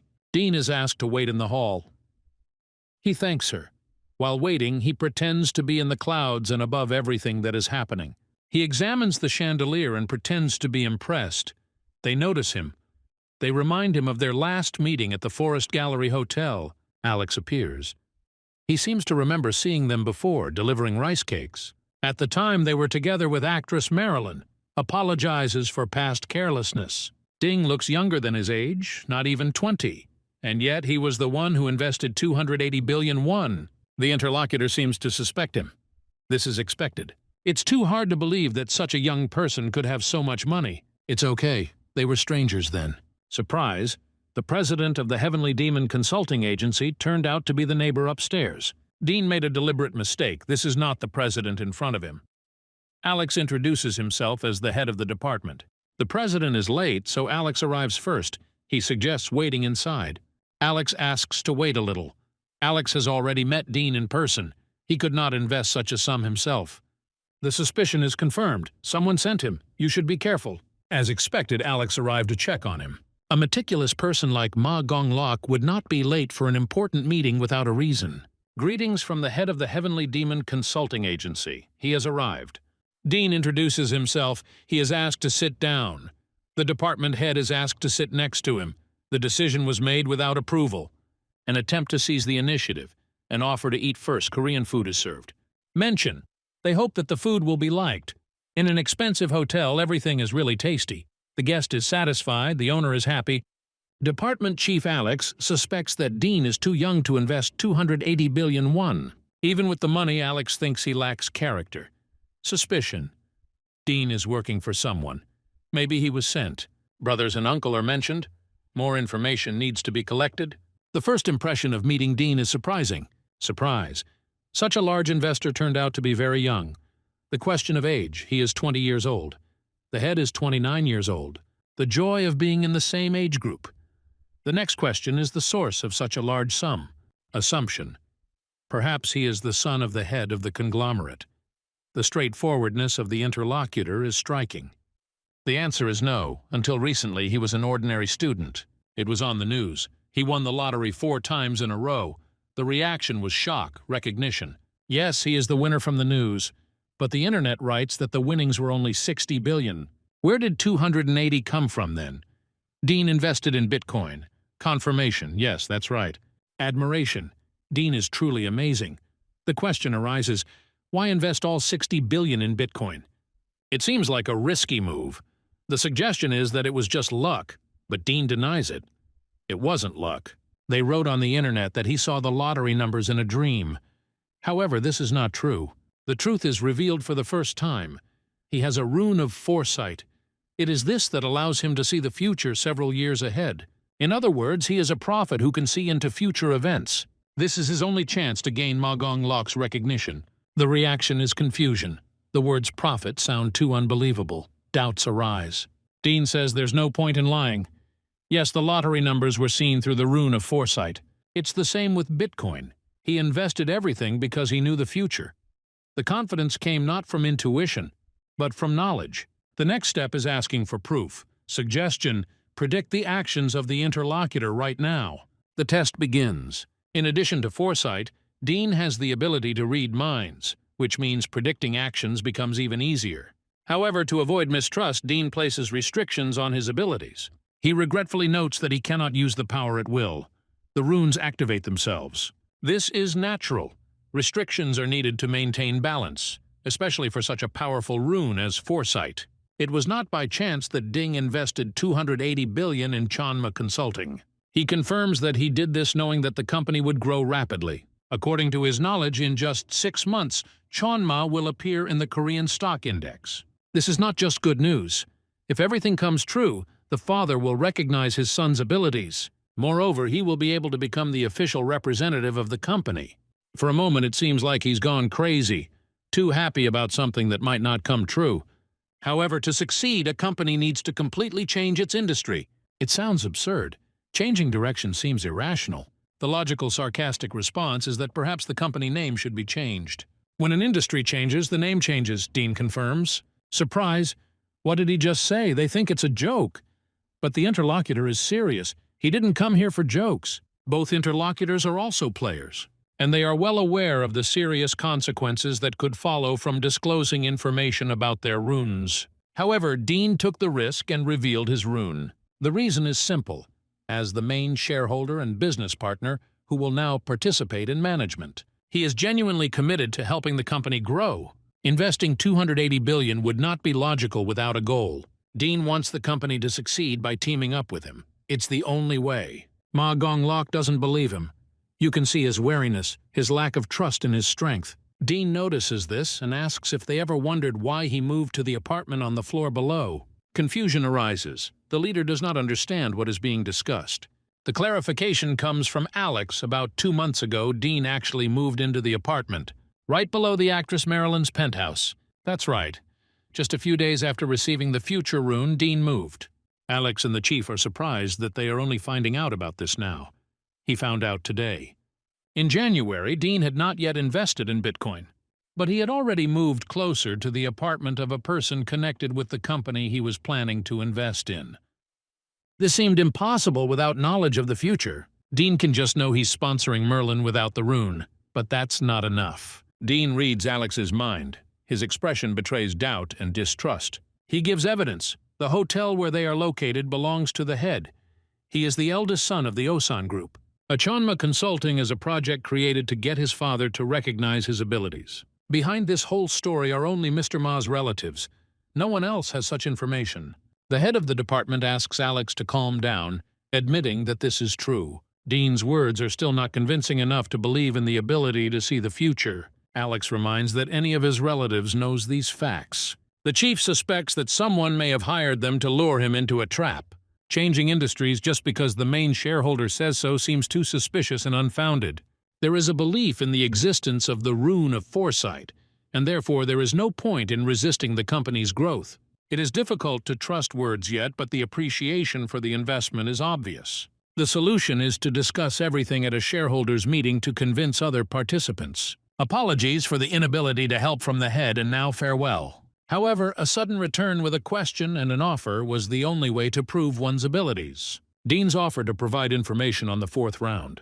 Confirmation that such information exists is a vision of a tragedy that will happen. This should be sufficient proof of skills. Alex's apology was for his previous behavior, admitting that he lost his temper a little and raised his voice. Mr. Ma's answer: "Nothing, it's all because of me." Alex asks permission to speak out and express his opinion, honestly admitting that there are suspicions against Dean. Thoughts: with such power to see the future, he could live a better life for himself. Why would he help them then? He spoke of wanting to grow with the company, perhaps aiming for more money. But $280 billion is already a sum that is difficult to spend in a lifetime, even if only for entertainment. However, this may not be enough for him. After all, human greed knows no bounds. Even if so, such a risk seems excessive. Doubts about the existence of such an incredible rune are strong. There is agreement with this, but only if he is truly a prophet capable of seeing the future. You have to have him on your side at any cost. It's worth considering how valuable the information about each round and the company's readiness to develop will be. Real-time is a great bonus. Although there is no complete certainty at this time that he is indeed a prophet, the truth will still be revealed over time. Dean was walking down the street after the 4th round. Now they'll definitely believe he's a prophet. He didn't reveal too much important information, like side quests or secrets that will help you get first place. The 4th round will not feature monster hunting, but will instead be a battle between players. He warns against being careless with your surroundings. This is enough to prove his prophetic abilities. After this, their attitude towards him will completely change. There will be the highest respect and protection because he is a prophet. It is better to have a prophet as an ally than as an enemy. Now playing the role of a prophet, he decides to fully embrace it. He is going to contact someone to continue this path. Julie hurried, knowing she was late. The green light was a signal to take action. A car with an inattentive driver blocks the entrance to the store. Julie finds out it's Dean. She runs to his car. He admits it's his car. Dean apologizes for parking in front of the store. She sits down and they set off on a journey to talk. Julie is amazed when she rides in such a car for the first time. Dean explains that he just bought it. She is interested in the price, about $900 million. Julie believes that the amount is not small because with this money you can open many 24-hour stores. Compared to his lottery winnings, this amount seems small. Julie admits that Dean is a rich man with a fabulous $60 billion, as if they were from different worlds. She notices that their meeting resembles a date and becomes a little embarrassed. Dean feels the need to confess something, warning, no misunderstandings. He recalls a conversation about lottery numbers that he dreamed about. Dean admits it's not true. He explains that he received the information not in a dream, but through a future rune that shows what will happen. Dean has a seer class. Julie is thrilled, thinks it's cool and unique. The rune of the future sounds impressive and mysterious. She thanks him for his frankness and admits that it is not easy to confess even to a friend. Julie reminds that she is support. Everything is fair between them. If he revealed his rune, then she should also tell about hers. During the first round, she received a rune of protection. It is surrounded by several layers of thin barrier that protect it. Julie's rune creates barriers based on the number of players within a 10-meter radius. If there are 5 people next to her, then there are 5 protective layers. She feels relieved, as if a weight has been lifted from her soul. Then she explains why she decided to tell about her rune, why she suddenly trusted him. She was worried about keeping the rune a secret. She thought that if she didn't confess now, Dean would stop believing her. She asked what he wanted to say about the 4th round task. He confirmed that it was an important warning. He advised Julie to be careful and always on the alert because the actions of nearby players can be unpredictable. She is grateful for his warning and concern. He even called first. She wonders if he has feelings for her. She hopes he does because it gives her warmth and hope. He doesn't believe that he liked Julie all this time and didn't notice it. Now it makes sense why she was so kind to him. It's nerve-wracking, but perhaps for the best. This will make it easier to make her an ally and convince her of your predictions. One less thing to worry about, you can finally rest. This month there was little time and not much to do. On March 31st at 11:55 he prepares to enter another world. Before this fight he purchased an epic item from the daily items section. The shadow gloves of darkness are shrouded in the darkness of night, making weapons translucent and invisible. They have high characteristics and enhanced stealth. Pairs perfectly with the Death Knight skill, increasing effectiveness in combat. Sammy entered the room, reminding his brother that the time had come. He asked his brother if he was sure he could beat everyone in the 4th round. The brother replied, "If you don't try, you won't know," and confirmed that he was a seer. Dean reminded that the game is different. Sammy wished to come back alive. The brother asked not to exacerbate the situation because such words could lead to death. The 4th round can be fatal, but the stat window with penalties appears again. All parameters are reduced. Jerry is angry and does not believe that the punishment is related to the betrayal of the regional representative. He has less than 10 orders left and doesn't know how to get through the round.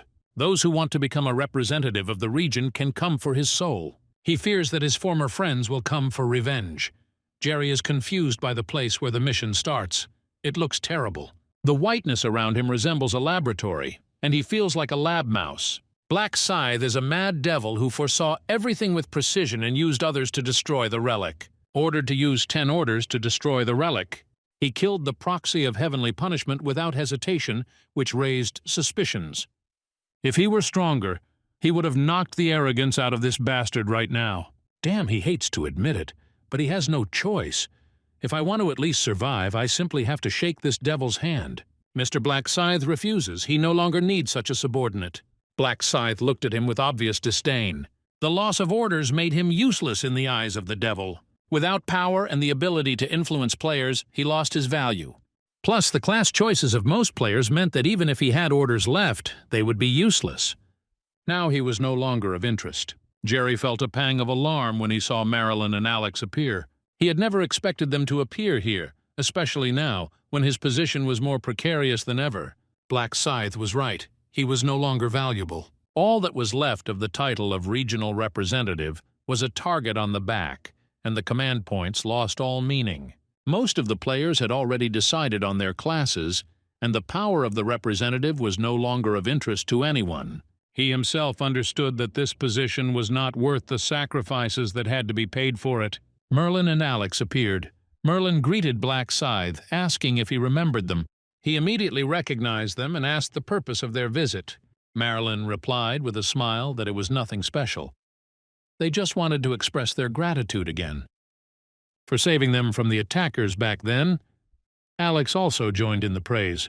Jerry was clearly irritated by this, but Dean gently stopped him, reminding him that once was enough. Despite this, Alex sincerely expressed his gratitude and thanks for the help provided to the head of the company. Dean made it clear that he was bored with the continuation of the conversation, and Merlin apologized and handed Black Scythe a small object, a purple low-level mana crystal. This gesture was unexpected but pleasant. She felt that a gift would express her gratitude better than mere words. Black Scythe accepted the crystal, realizing its value, and did not refuse. Black Scythe figured that upon his return he would try to process the crystal into a full-fledged source of mana. Marilyn, meanwhile, wondered if he liked her gift, if he thought it was too modest. She obviously had no idea how valuable the purple crystal actually was. Otherwise, she wouldn't have given it away just like that. Jerry thought he had a similar item, a black diamond. The name surprised Black Scythe. Black diamond is an extremely rare artifact that almost never drops even from the strongest monsters. It is many times more valuable than ordinary mana crystals. The information that Jerry owned such an item came as a surprise. It was hard to say whether he was incredibly lucky or, on the contrary, it would come back to haunt him. Marilyn offered to help. She changed her class and could now summon a spirit that created a protective barrier. Black Scythe politely declined, stating that it was not necessary. After hearing the answer, she and Alex wished him to prove himself in this round and left, although he would have preferred to just hear a wish of good luck. As they left, Jerry muttered something irritated after them. Black Scythe reminded him that despite the lack of hunting from most players, the threat still existed. The prestige of the position as a regional representative could attract unnecessary attention. Most players had already chosen their classes after reaching level 10, but there were still some newbies among them. This meant that command points could be used, maybe not on all, but on some. Dean, having assessed the situation, said that Jerry should think about how many of the 1,000 players were going to attack him. Dean promised to help. The offer sounded encouraging, but it was not selfless. The service had a price, and Jerry understood it perfectly well. Marilyn presented the crystal as a token of gratitude for saving him, which prompted Dean to turn to Jerry. If he has something like that, it would be better to give it to him. Jerry confirmed that he did indeed have a suitable thing, a black diamond. The stone was smooth, hard, and unusually shiny. He handed it over without resistance. He said that he had nothing else, only clothes. But his fears were in vain.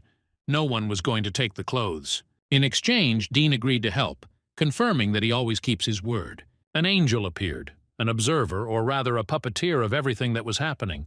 He commented on the decreasing number of players, and it became clear. Once again, someone had died in reality. This will not surprise anyone. The month in reality would almost certainly have resulted in casualties. Then came the official announcement of the start of the 4th round. The conditions were simple and terrifying. In 3 hours, the participants had to kill half of all players. In a particular region, there were 1,042 registered participants. Half of them, 521, needed to be eliminated. Angel announced the conditions with an icy grin. To pass the fourth round, the players had to kill each other. Half of the participants were supposed to die. People's reactions were immediate: panic, rage, incomprehension. Everyone was expecting monsters, the usual threats from outside. But now they themselves were becoming the threat. A neighbor, a teammate, even a friend, anyone could become a target. Angel calmly emphasized that everything had already been decided, and there could be no doubt. There were no monsters in this round. In response to an attempt to find out the details, she simply waved it off, saying that if I tell everything, it won't be fun. And she added that simply killing one person will not bring success. Only the best will survive. Behind the Angel's grinning facade, someone else's plans were clearly visible. Angels are merely executors, conveying the will of those who actually control the game. The timer started. There were 2 hours, 59 minutes, and 59 seconds left in the round. The atmosphere was getting tense. The players began to rush about, fear and panic blazing in their eyes. Some could not accept the idea of having to kill, while others were already making plans. Jerry had no internal hesitation. He needed to eliminate someone. The thought of a possible sacrifice flashed through his mind. He had already planned something. Dean, watching him, only mentally noted, as he expected, Jerry was thinking about getting rid of his friends. Jerry wondered if it was really worth killing someone needlessly. Perhaps it would be better to spare those who were not his enemies. At that moment, a figure appeared behind him, Black Scythe. The unexpected appearance made Jerry shudder. He turned around, tense and wary. Black Scythe, as usual, was calm and collected. He reminded Jerry of his promise to protect him from other players. Before he could say anything, Black Scythe added that he was now going to fulfill that promise. Dean suddenly attacked Jerry, leaving him no time to think. The blow came quickly and accurately, without warning, without hesitation. At this point, the system activated a hidden side quest.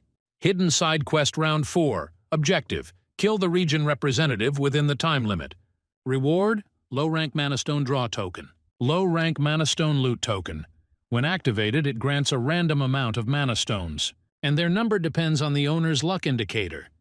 As soon as the game moves to the next round, the token disappears. Dean, satisfied that he had received the reward he desired, people screamed in panic for death, accusing Black Scythe of murder. Recently, these same people were making plans to eliminate a representative of the region, but now they were pretending to be innocent. He realized the hypocrisy of those around him, Black Scythe's rage, accusing her of lacking humanity. He thought, yes, he is a killer, he killed Chan Sung-kun, and he is not going to stop until the 20th round. He will be forced to kill for survival, whether he wants to or is simply forced to. The 4th round has begun. The killings are set to continue for 3 hours. Although everyone understands the rules perfectly well, they still continue to criticize the situation. Some players decided to use the opportunity to undermine the reputation of the Black Scythe and organize an attack. They think that now is a great time to fight, but the reality is much harsher. When it became known that Black Scythe became the representative of the region, it caused panic shock, the most dangerous player. The opponents fell silent, as if biting their tongues, fearing his reaction. The color of the Black Scythe's name changed. He is wrong. The color of the name did not change just like that, and not for everyone. Typically, after a kill, the color changes from neon to blood red, like a bloody trail sign. This effect is called primal shotgun. The more kills, the darker and more sinister the color of the name becomes. People are used to hunting murderers, considering it less morally burdensome. After all, they kill the evil, not the innocent. But the hunters themselves turn into killers, and thus a chain reaction forces more and more players to enter the game. Many do not want to kill each other yet, but the atmosphere is heating up, and sooner or later this will lead to the death of many. In the midst of the tense situation, shouts are heard towards Dean. He recalled that in all previous rounds there were hunters for representatives. In this cruel reality, everything is simple. You survive only if you kill first. If you have doubts, you can hold a vote like last time, but there is no time for long discussions. Conflicts will break out in any case, and the sooner you start fighting, the higher the chance of survival for a greater number of participants. Inaction is a waste of time that leads to destruction. The idea of a fair one-on-one duel sounds nice, but in a fight to the death it is an illusion of justice. The bodyguard and Black Scythe are right. You will have to kill, otherwise you will be killed. In this world, no one cares about legality or morality, only the result is valued. Tension in the group is running high. Everyone understands that choosing a target is a deadly game. Conversations quickly turn into threats and challenges. Emotions run high. The idea of focusing on the Reds, the killers, seems logical, since they have already proven their danger. But fear of the Black Scythe's power and doubts about the success of a collective attack make many hesitate. Attempts to find a compromise and preserve at least something humane are met with aggression and mutual insults. As a result, the only way out is open confrontation. Whoever attacks first has the advantage. Peaceful dialogue gradually gives way to a fierce battle, where words are replaced by actions. Dean watched the chaos, laughing at the swearing and helplessness of those around him. They still couldn't come to an agreement, and a fight was inevitable. Suddenly, their attention was drawn to the living Jerry. Unexpected return, as if from the dead. 10 minutes after death, players are revived. This round rule changed everything. Players looked at the revived Jerry in confusion, as if he had become a zombie. The respawn system gave them the illusion of safety. They could kill without any particular consequences. But there is no hope for permanent resurrection, and it is too early to relax. And then, suddenly, out of the darkness, a weapon pierced the girl. A reminder that the game and death go hand in hand. Everyone was in a panic because she didn't rise right away. They had to wait. Someone reminded them that the resurrection was in 10 minutes, and they decided to wait until then. 10 minutes later, she glowed with a golden light and began to come back to life. She asked who attacked her from behind, but was immediately hit and died again. This confirmed that the resurrection really does occur with a 10-minute delay. People were surprised to realize that death is not final. However, the atmosphere grew tense, and with each new battle the players became more and more immersed in madness and chaos, revealing their darkest sides. People descended into madness, killing each other with indifference. Murders have become commonplace, like routine. Motives have been erased, only automatic reactions remain. Battles no longer seemed personal. They became a ritual justified by temporary resurrection. The crowd of nearly 1,000 people acted as a single organism, consumed by a thirst for blood. Dean watched the proceedings with predatory calm. Soon he himself entered the fray. Deaths fell one after another, blood flowed everywhere. Amidst this chaos, one player stood out in particular, the Black Flame Dragon. For him, this round was the perfect arena. With the rune of absorption, kills brought not only experience but also power. The color of his name became so dark that it looked more like a death mark. Some players have already realized that killing people is just as effective as killing monsters. The crowd was consuming itself. Those who had hesitated before now felt the excitement and the benefit. The stats grew, the confidence grew, the madness intensified. Against this background, someone began to wonder what the killing of the Black Scythe would give. Such a goal could immediately fill the scale to the limit and give a powerful increase in parameters. But at the same time with this thought came the understanding. It was too dangerous. Fighting such an enemy is not an attempt to make money, but a direct path to death. No one knew what he was capable of, and the cost of a mistake could be fatal. Dragon Tattoo felt the excitement building inside him. Every fight brought a real feeling of power. He got to the players, hunting them without fatigue or hesitation. Everything that was happening became a convenient way for him to release accumulated tension. This round seemed to be designed specifically for his abilities. The absorption runes gave a noticeable advantage. Players, having been resurrected, often crossed his path again. Murder is no longer a goal, it has become a means. Meanwhile, Black Scythe activated a new ability, Death Knight. In an instant, the entire space was plunged into dense, viscous darkness. People began to panic, not understanding what was happening. The translucent scythe in his hand shimmered. Just as Tattoo was trying to get his bearings, he was struck by an attack. Everything ended in an instant. He realized that he had lost, but it was too late. A bitter thought came to him. The Black Scythe should be avoided at all costs. At this time, the slaughter continued. The players, no longer hoping for order, simply killed those who came their way. Jerry was resurrected and immediately began to search for those who betrayed him. His mind was clouded by the thirst for revenge. He found one of his former allies and did not hesitate. He struck first without words or regrets. Everything inside him rejoiced. It was purification through blood. Jerry moved on, looking for the others. All that mattered was finishing what he started. The battlefield was consumed by chaos. Players, having lost their human form, fought with fury. Marilyn stood in the very center of this madness, lost in her own thoughts. Her gaze slid over the mutilated bodies and stunned faces. The whole scene did not horrify her. The bodyguard, despite his fatigue, continued to protect her. He knew that if Marilyn broke, they would both die. Her condition did not allow her to ignore the risk, but she still followed orders. Everything that was asked of her, she did. It was irritating, but at the same time it inspired respect. One of the crazed players tried to attack her from behind. The bodyguard immediately covered her, repelling the attack. He glanced at her briefly. She was still holding on. He knew that her weakness could cost them their lives. The solution came to her. She had to take matters into her own hands. She had killed enough. 50 victims would be enough. He told her to rest, promising to take care of everything else. Now he could focus only on himself. Meanwhile, the round was drawing to a close. The clock was at 10 minutes and 21 seconds. Dean kept moving. Fatigue was pressing. His muscles were aching, but the desire to win was stronger. He knew only the summit would give him a chance to survive the 20th round, which meant we had to become stronger at any cost. Every killer here was a potential threat in the future. Black Scythe continued his advance. The players ran away in terror, some begged for mercy. But he paid no attention. He knew exactly who he had already killed and who he had not yet.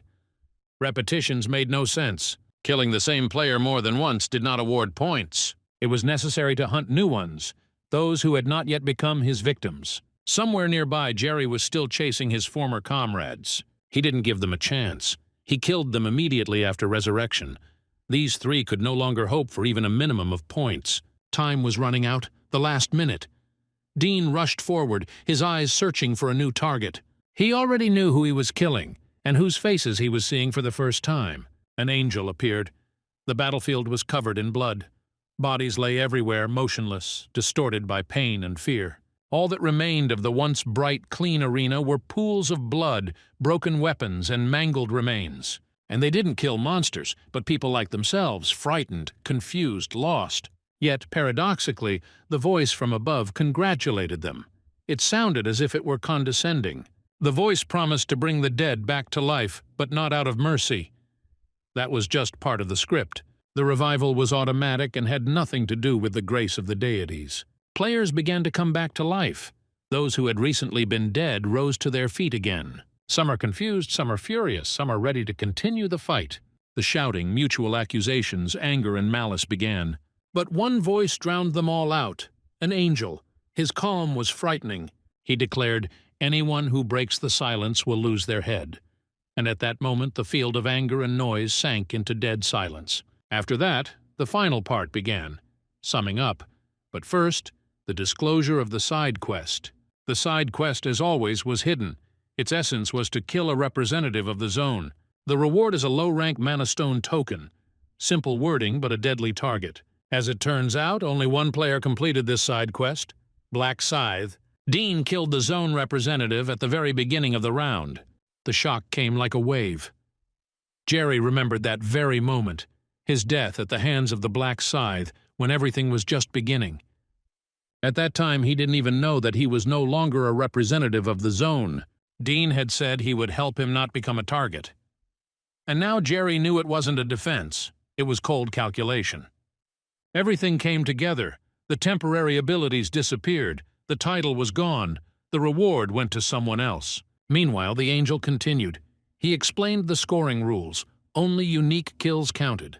It didn't matter how many times someone killed the same person. It only counted as one.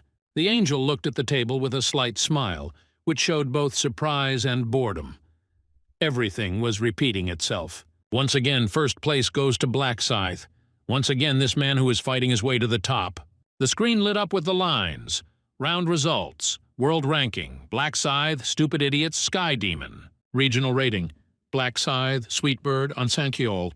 The crowd froze in silence, trying to comprehend the incredible number, 722. All eyes were directed at Black Scythe. Angel summed up the results.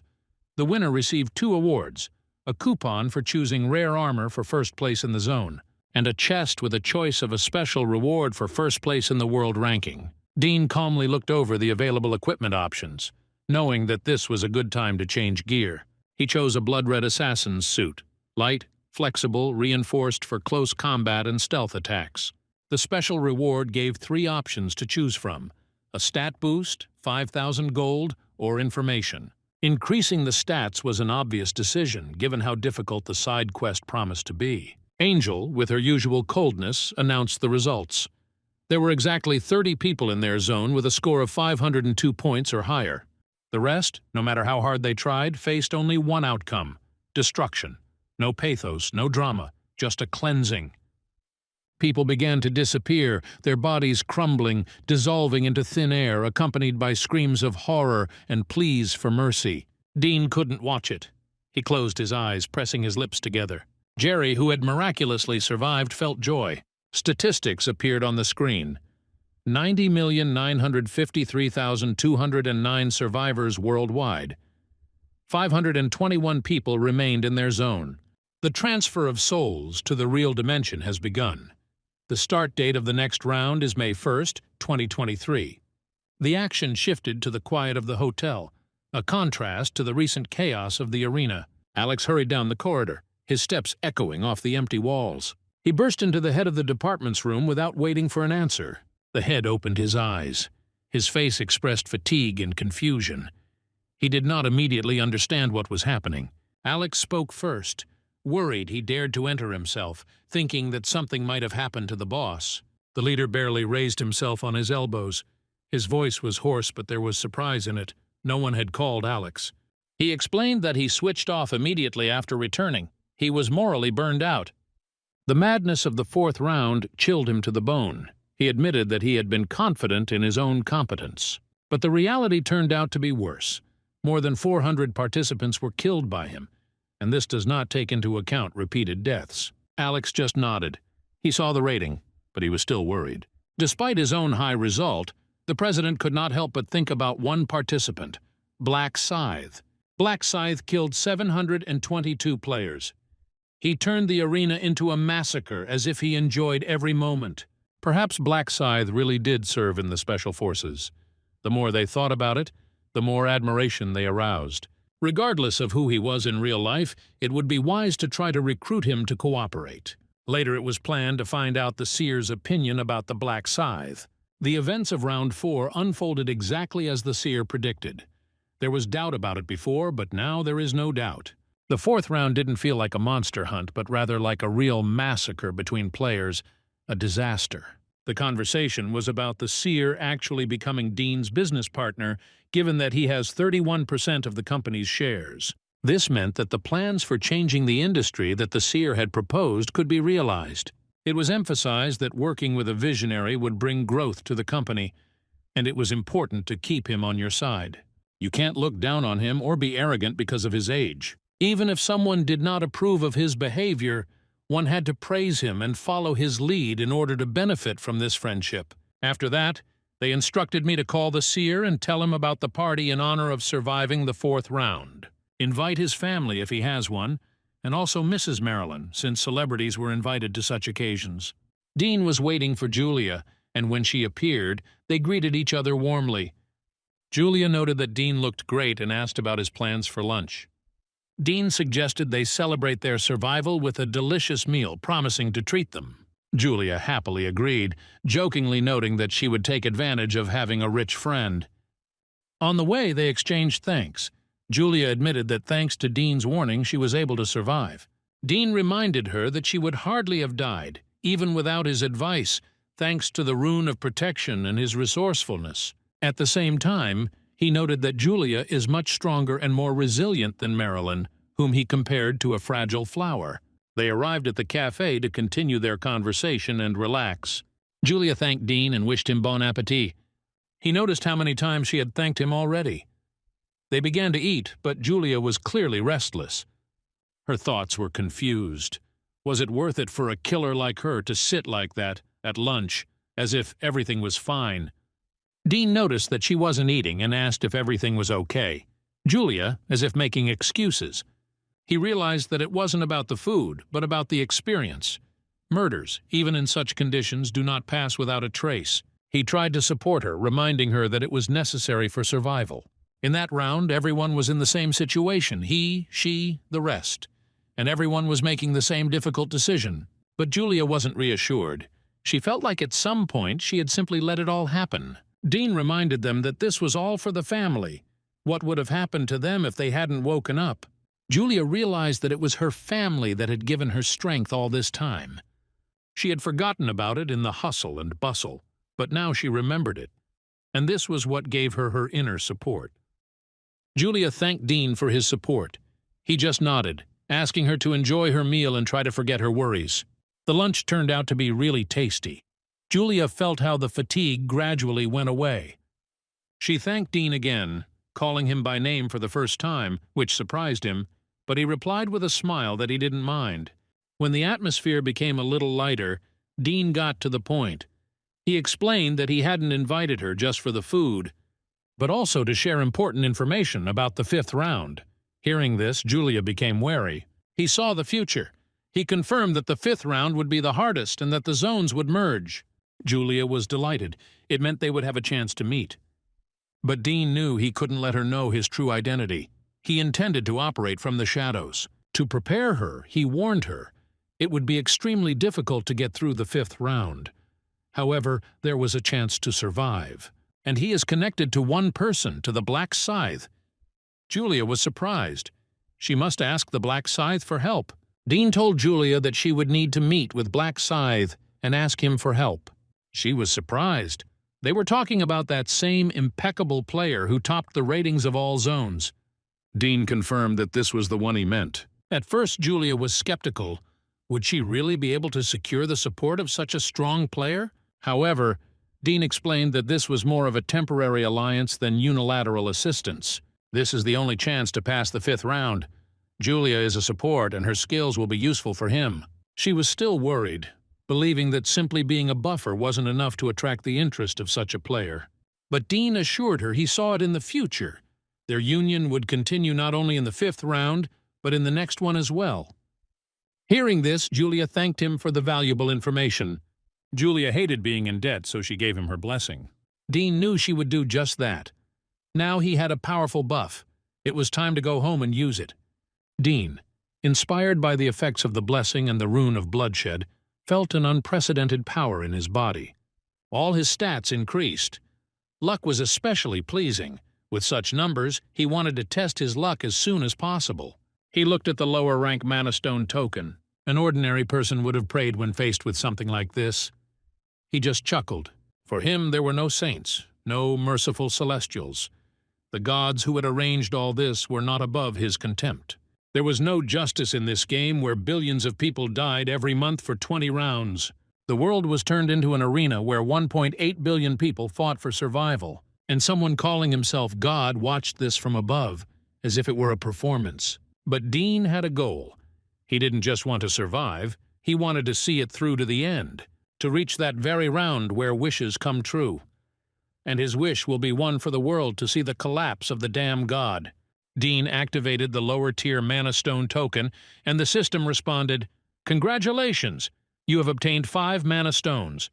Items appeared, red, yellow, green, purple, all of low rank.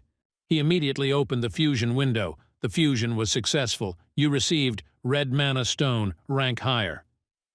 He combined Marilyn's purple stone with one of the ones he had received, resulting in a low-ranking Mana Stone. After that, he began upgrading his equipment.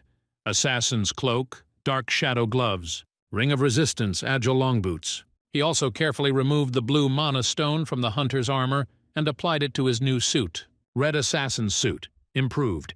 Each of the stones found its place. Ahead was Magenrock.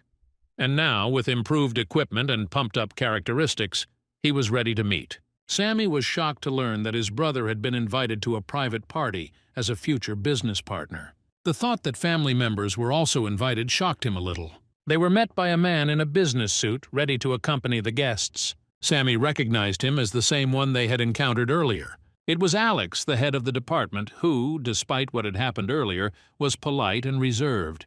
He apologized for his past behavior, stressing that this evening could be considered an official gesture of reconciliation. A limousine had already been prepared for the guests, and all that was required of them was to take their seats in the cabin. The Imperial Hotel, one of the most luxurious places in the city, welcomed guests with its usual splendor. Maganrock, the director of the Heavenly Demon Consulting Company, happily noted that he was glad to see Dean alive. Maganrock immediately turned his attention to the escort. Dean replied that it was his brother, Sammy. Hearing this, he warmly introduced himself and expressed his pleasure at meeting her. Dean clarified that he was not in the game. Sammy, only 14 years old, was left out of it only because of his age. Maganrock gestured for them to move on. The evening was intended to be a modest but meaningful gathering. The table was richly served. The variety of dishes, presentation, and aroma made a strong impression. Sammy couldn't hide his surprise. Everything looked truly luxurious. He quietly admired, looking around the table. The head of the department, with a smile, noted that there was not much food here, but it should be enough to fill one's stomach. Sammy thought for a moment that it was a joke. With so much to say, a little seemed odd. The meal began. At that moment, Marilyn entered the room. Her appearance was a surprise. Marilyn entered the room slightly late. The head of the department greeted her. She had just returned from a colleague's funeral. Her lateness did not cause irritation. On the contrary, everyone treated her circumstances with respect. He then introduced her to the company's main shareholder, on whom great hopes were pinned. An unexpected fact came up in the conversation.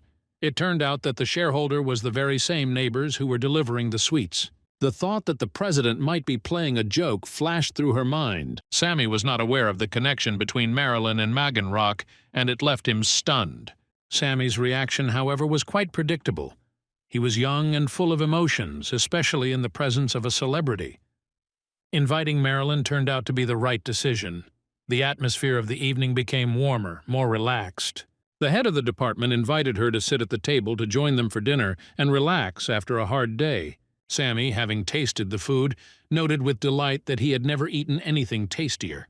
His brother, watching him, only grinned and suggested that he eat as much as he wanted. The head of the department asked the main shareholder about his opinion of the evening.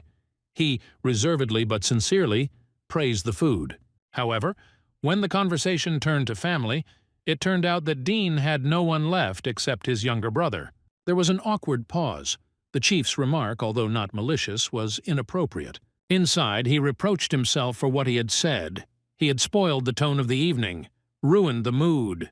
The head of the department decided to defuse the situation and turned to Marilyn, hinting that now she should show off her acting talents. At first, she didn't understand. But when she realized that her role here was not just entertainment, but a strategic necessity, she was surprised. The president explained that the guest at the table was not just a shareholder, but a prophet, a person capable of predicting the outcomes of rounds. Such information is the key to survival and success. He made her understand that her presence was not accidental. She had to maintain the mood, create lightness and confidence. The rudeness with which he said it hurt her. But she realized that in their world, even the role of a smile could be part of a strategy. She must win Dean's favor with smiles, obedience, any means necessary. He reminded her who gave her her current career and how much it cost. She had no choice. The dinner came to an end and the atmosphere changed. The VIP room opened up before them, a secluded room with drinks and music. Sammy spoke to Marilyn with admiration. He admitted that he was a longtime fan of hers and expressed his admiration. The president saw an opportunity. He sent Marilyn a short message to change tactics. Now her task is to win over her younger brother. If she can win over Sammy, then Dean will also make concessions. Marilyn, reading the message, felt an internal protest to deceive such a sincere boy. Sammy smiled happily when Marilyn agreed to come out for a photo. The leader and Dean were left alone. Dean remained calm, but his gaze became cold and distant. Dean made it clear that he would no longer tolerate pretense. He reminded the president of his ability to see the future. So why did the president think he wouldn't know about Marilyn's bullying? The president realized that he had lost the game he had started and that any next step could be fatal.